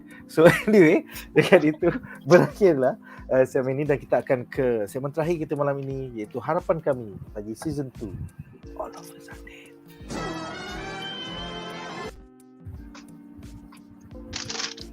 Alright, jadi soalan aku untuk para panelis, apakah harapan anda untuk season 2 sekiranya Netflix menyambungkan siri ini? Should it focus on Namra and her Humby friends? Should it be a time jump ke masa depan dan explore psikologi survivors of bandar Hyosan seperti Onjo? Ataupun should it focus on watak-watak baru instead, macam supposedly webtoon dia ke Jepun? So kita mulakan dengan Jamal, silakan. Aku rasa dia patut fokus on watak-watak dalam IP yang lain dan siri-siri yang lain yang tak ada kena-mengena dengan cerita ni. Dan perlu fokus, tak payah buat season 2 pun. I feel that they should do that. Tapi kalau diorang rasa, and I mean that half seriously, tapi kalau diorang rasa nak buat juga, do not do a series. Kalau nak buat series, buat limited 4 episodes je. So I would rather you do a 2-hour film to tie up everything. That would have been better. And then that 2-hour film, okay, the writing team, sebab kita tak ada season 2 pun, sebab kalau nak buat kat Jepun, buat apa Korean punya company nak buat kat Jepun? Faham tak? Like you pass it to a Japanese company that sambung cerita ni lah. What you do is just you do a 2-hour film to just tie up the story, and you just tie it up however you want lah, because of these changes that was made by this adaptation punya writing team. So you guys just write the ending for this series lah. Don't leave the webtoon alone lah. The webtoon dah. And webtoon punya ending lain ke sama? Webtoon punya ending is they just cakap ending tu bila semua orang dah bom dah bla bla habis, lepas tu macam dah recover semua, lepas tu tengah nak dah aftermath, and then it ends with tiba-tiba dekat Jepun ada 2 orang yang sedang memancing, lepas tu diorang kena virus tu. Oh, okay. So that was the ending. That's pretty cool. So macam kalau Jepun nak buat, I think it would be cool if a Japanese studio picks this up as a sequel to, like, we've never seen something like that before. So if we see something like that, it would be really, really, really cool. And contohnya, then kita dah nampak dengan Money Heist. Money Heist was a European production. Yes. Tiba-tiba akan jadi Korean production. Ada Korean punya ni. Yeah. So and then the Korean production, interestingly, dia ada slightly different angle dalam yang economic punya zone tu. So if and I hope this will be the case. Aku tak tengok Money Heist lagi and I will watch that. Aku just tak ada masa macam nak duduk dan devote myself, because it's a serious one. Kau tak boleh nak macam sambil buat kerja sambil layan pun. Itu kena follow kena follow. So I want to respect that. Aku baca somewhere yang it's for the Korean one, it's in an economic zone, and I hope that when that happens, the guy will say, I was inspired by the professor from the Money Heist. Aku nak dengar ayat tu. So dia jadi macam, you know what, dia jadi macam universe in a sense yang macam, okay, we can do this sebenarnya. Kalau ada kerajaan macam ni ke, ada politician macam ni ke, we can do something like that to destabilize and disrupt the whole system and tukar balik. I want to do this. So dia buat kat dalam economic zone tu. I think that would be pretty cool. And I kind of think that Korea have enough creativity to think and consider those kind of storylines. So I think that's what's going to happen, because kalau kau tengok trailer dia, he's holding the Salvador Dali mask, tapi dia ada mask lain yang berkaitan dengan Korea. So aku macam, I think it's I hope sebab kalau benda tu memang it's awesome lah. So that's my answer lah. I just hope dia orang tak payah buat season 2, dia just buat film. Kalau nak buat juga, cool, go ahead, but it's either you do a really short series, 4 to 6 episodes, or you just do a film. Because you tak payah, there's nobody to drag. Kau nak expand on siapa? The moment you want to focus on Namra, the moment you focus on Namra, kau nak kena explain virus tu macam mana. So it's basically a new series. Testosterone. Pasal Jerry punya sperm is so strong. Biker mice from Mars ke punya testosterone, aku tak kisah. My point is that whatever you want to do, if you want to follow the hybrid punya storyline, it is your story already. It is not the original webtoon. You cannot call it a continuation anymore. So might as well you just do a film. You tak payah buat another series, because the moment you do another series and it fucks up, and this series is not exactly stellar, then faham tak? Kau macam, oh man. So kalau bajet kau ada untuk 10 episod atau 12 episod 1 jam, which is for 12 jam, might as well you take that and not spread it across 12 hours. You take that and you spread it across 2 to 2.5 hours and give us really, really solid conclusion. I think that would be dengan VFX, action, koreografi, action, writing, ya. Betul. Semua settle. Anri, silakan Anri. Okay, I don't see a season 2 happening. It's probably going to happen because people want to see more of Namra, or they want to see the possibility of Hyosan surviving the explosion. Matilah. Hyosan dia macam Tony Stark, dia dah mati guys. Tony Stark dah mati, please. Hyosan Yeah, pun dah but mati. people, please. And Kasihan, I love him so am much. The happiest man on the Opa! school.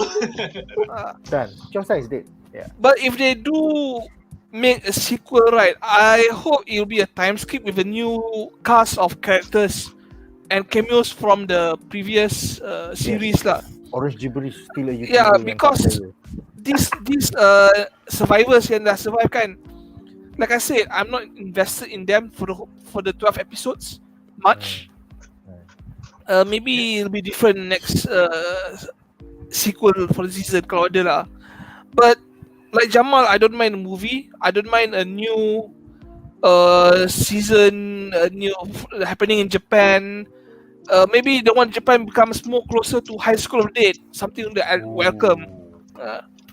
Nice. And then we more fighting. Maybe the students there kan, ada yang biker gang, ada yang Bushido, Kendo Club, ada yang apa Yakuza or whatever it is lah. It'll be more interesting. Alri, I have an idea. Imagine, ini aku seriously inspired by what you said tau.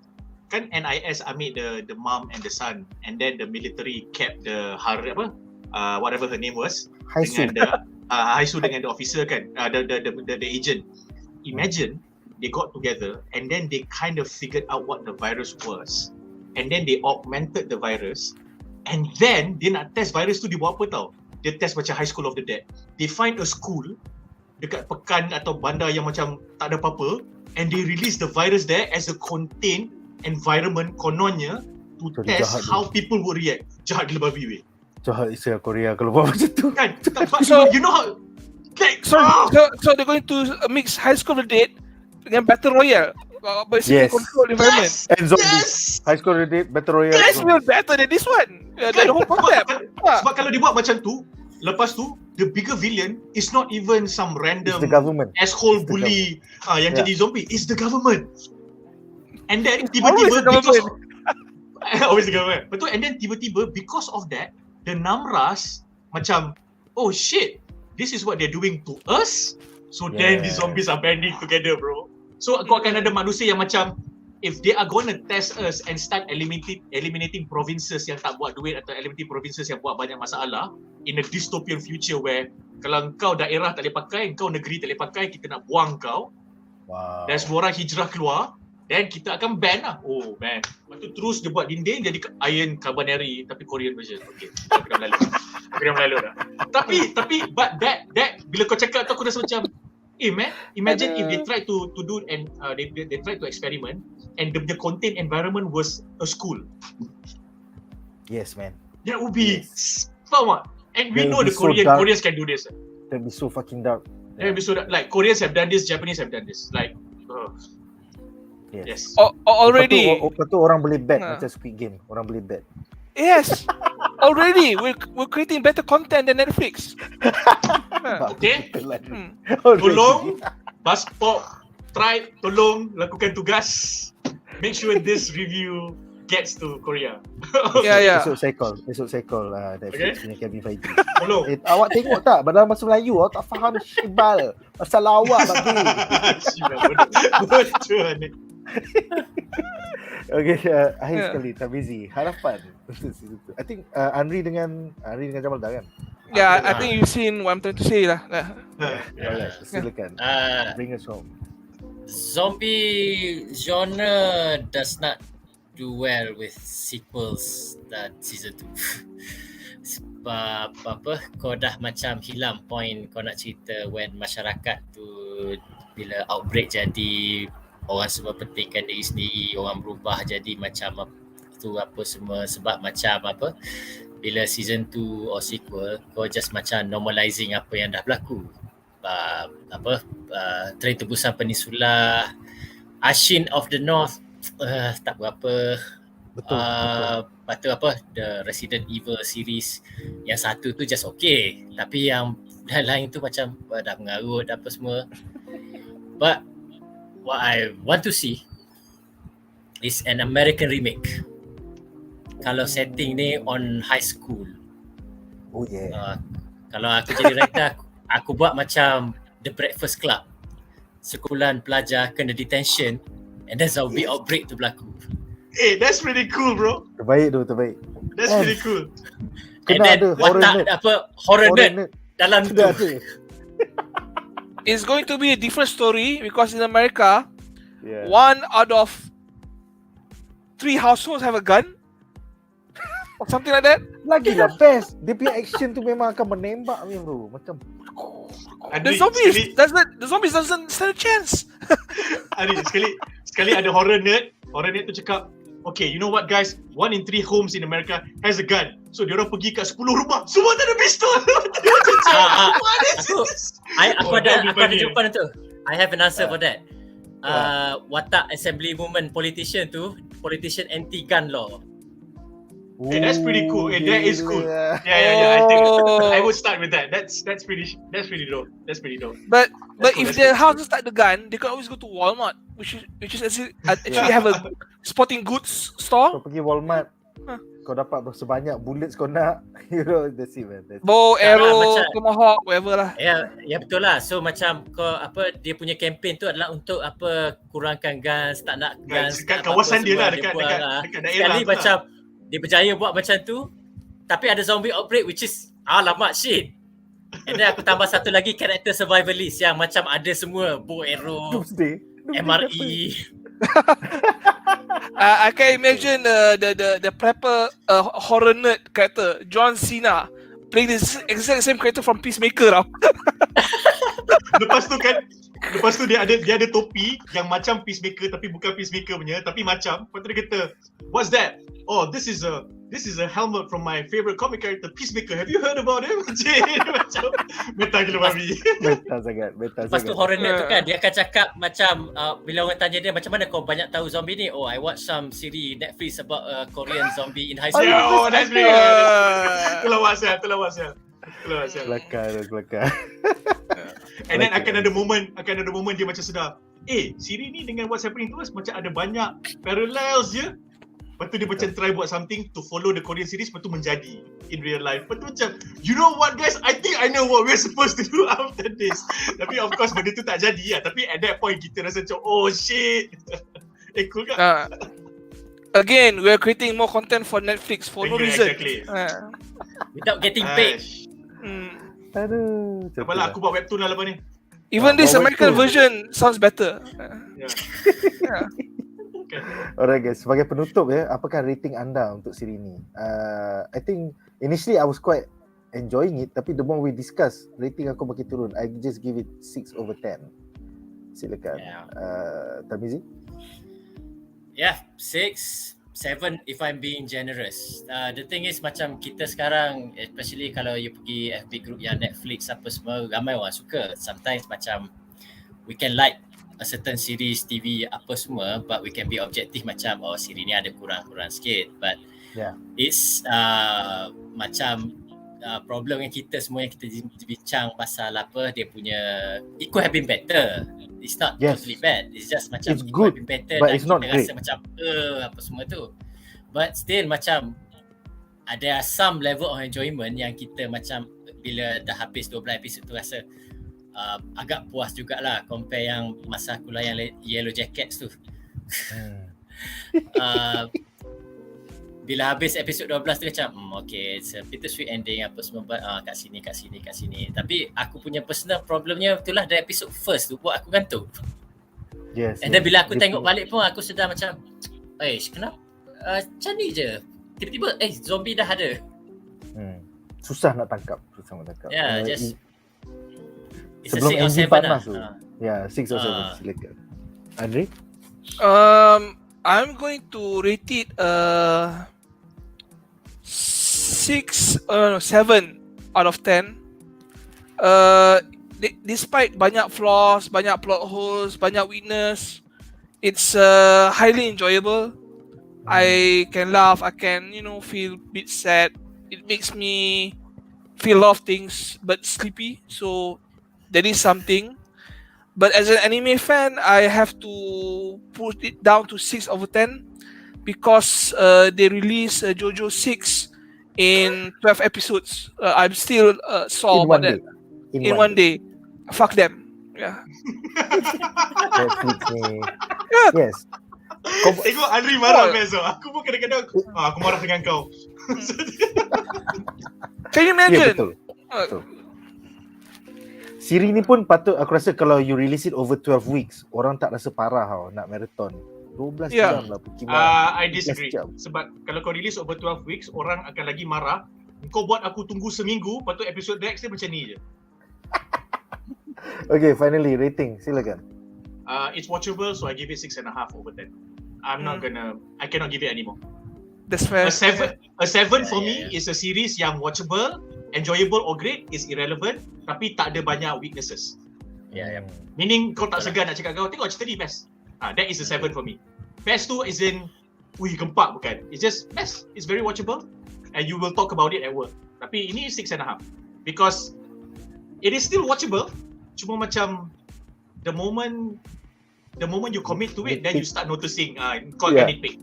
Yeah, betul. Okay, the reason why I give it 7 right is because I still want to watch more of it.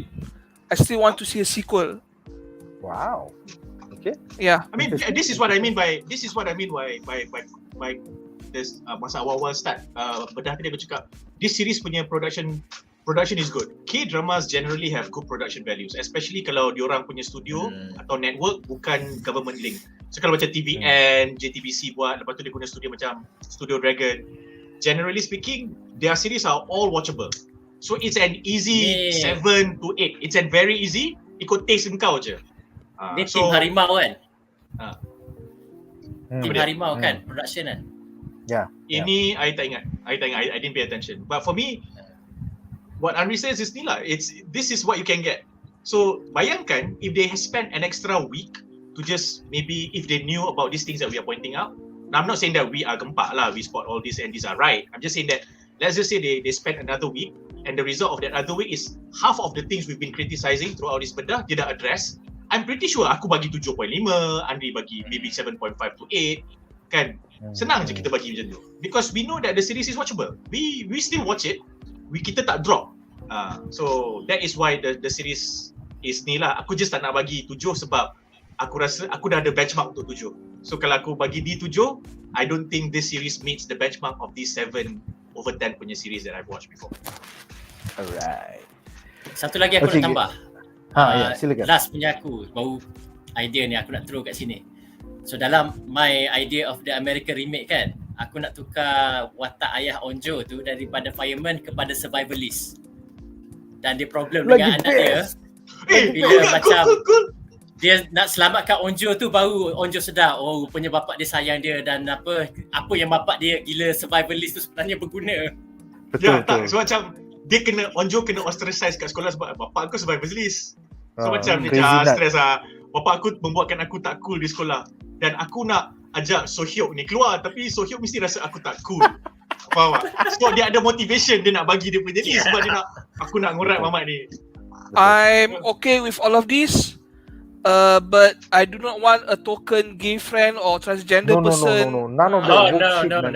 No. We don't need that.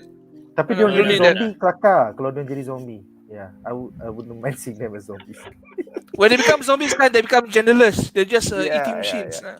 Yeah. But it would be interesting to see that. Katakanlah contoh kita ada this character seperti dia nak makan and then the human that dia nak makan tu lelaki tu macam tak boleh.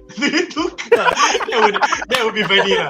Just like a 2 second macam okay, this is just comic relief, we're not making fun of anything. You mean when they try to makan this one person, bila the zombies dah tu transgender, they switch target or something like that? Ya, saja. I mean like for me, I agree with Anri and I will repeat this as long it's not a token character. Token, yes. Kalau dia bukan token, go for it. Tapi kalau token macam, you know what? Kau token apa-apa pun orang akan baling selipar, baling pen, baling semua benda. Tak payah buat token. If the characters are real, just write them out lah. Betul. On the flip side, kalau kau tengok Euphoria, terlalu banyak non-token sampai kau pun rasa macam what am I watching? Euphoria guys, so- ada orang suruh aku tengok tapi aku macam tak apalah. It's weird. Korea It's weird. hentai tu kan? Tak, Euphoria HBO show. Euphoria HBO show. yang Sinematografi Zendaya. dia cantik. Ya, sinematografi dia cantik tapi storyline dia macam what the fuck am I watching? Jujur cakap ni, kalau kau high half the time, semua benda nampak cantik keliling kau. I guess. Alright guys, so dengan itu berakhirlah. Melainkan kau dalam apa nama Fear and Loathing in Las Vegas. Itu that's a different definition of That's a cantik. different trip. That's a different trip, bro. That's all for tonight guys. Terima kasih kepada para panelis kita, Jamal Raslan, Kaki drama, Tarmizi Ali, reviewer bebas tanpa bergaji, dan juga Anri, anime sensei. Terima kasih juga kepada korang yang setia menonton selama 3 jam. We appreciate you very much. Join us hari Ahad ini di mana kita bakal memulakan sesi bedah bagi siri The After Party bersama penulis Chris Miller ya. Kalau korang suka Spider-Verse, kalau korang suka 21 Jump Street ataupun The Lego Movie, korang patut tonton, wajib tonton Apple TV The After Party, sebuah misteri thriller ya, komedi. Kepada orang yang tengok yang suka K-drama, tolong tengok Through the Darkness. Now dah ada 6 episod, tolong tengok please. Best. It's a based on real life Korean serial murders. Kalau korang suka Mindhunters 2-3 years ago, tengok Ashtari. It's solid. Definitely. Alright guys, so itu saja untuk malam ini. Terima kasih kerana menonton. Majulah fandom untuk negara. Bye guys.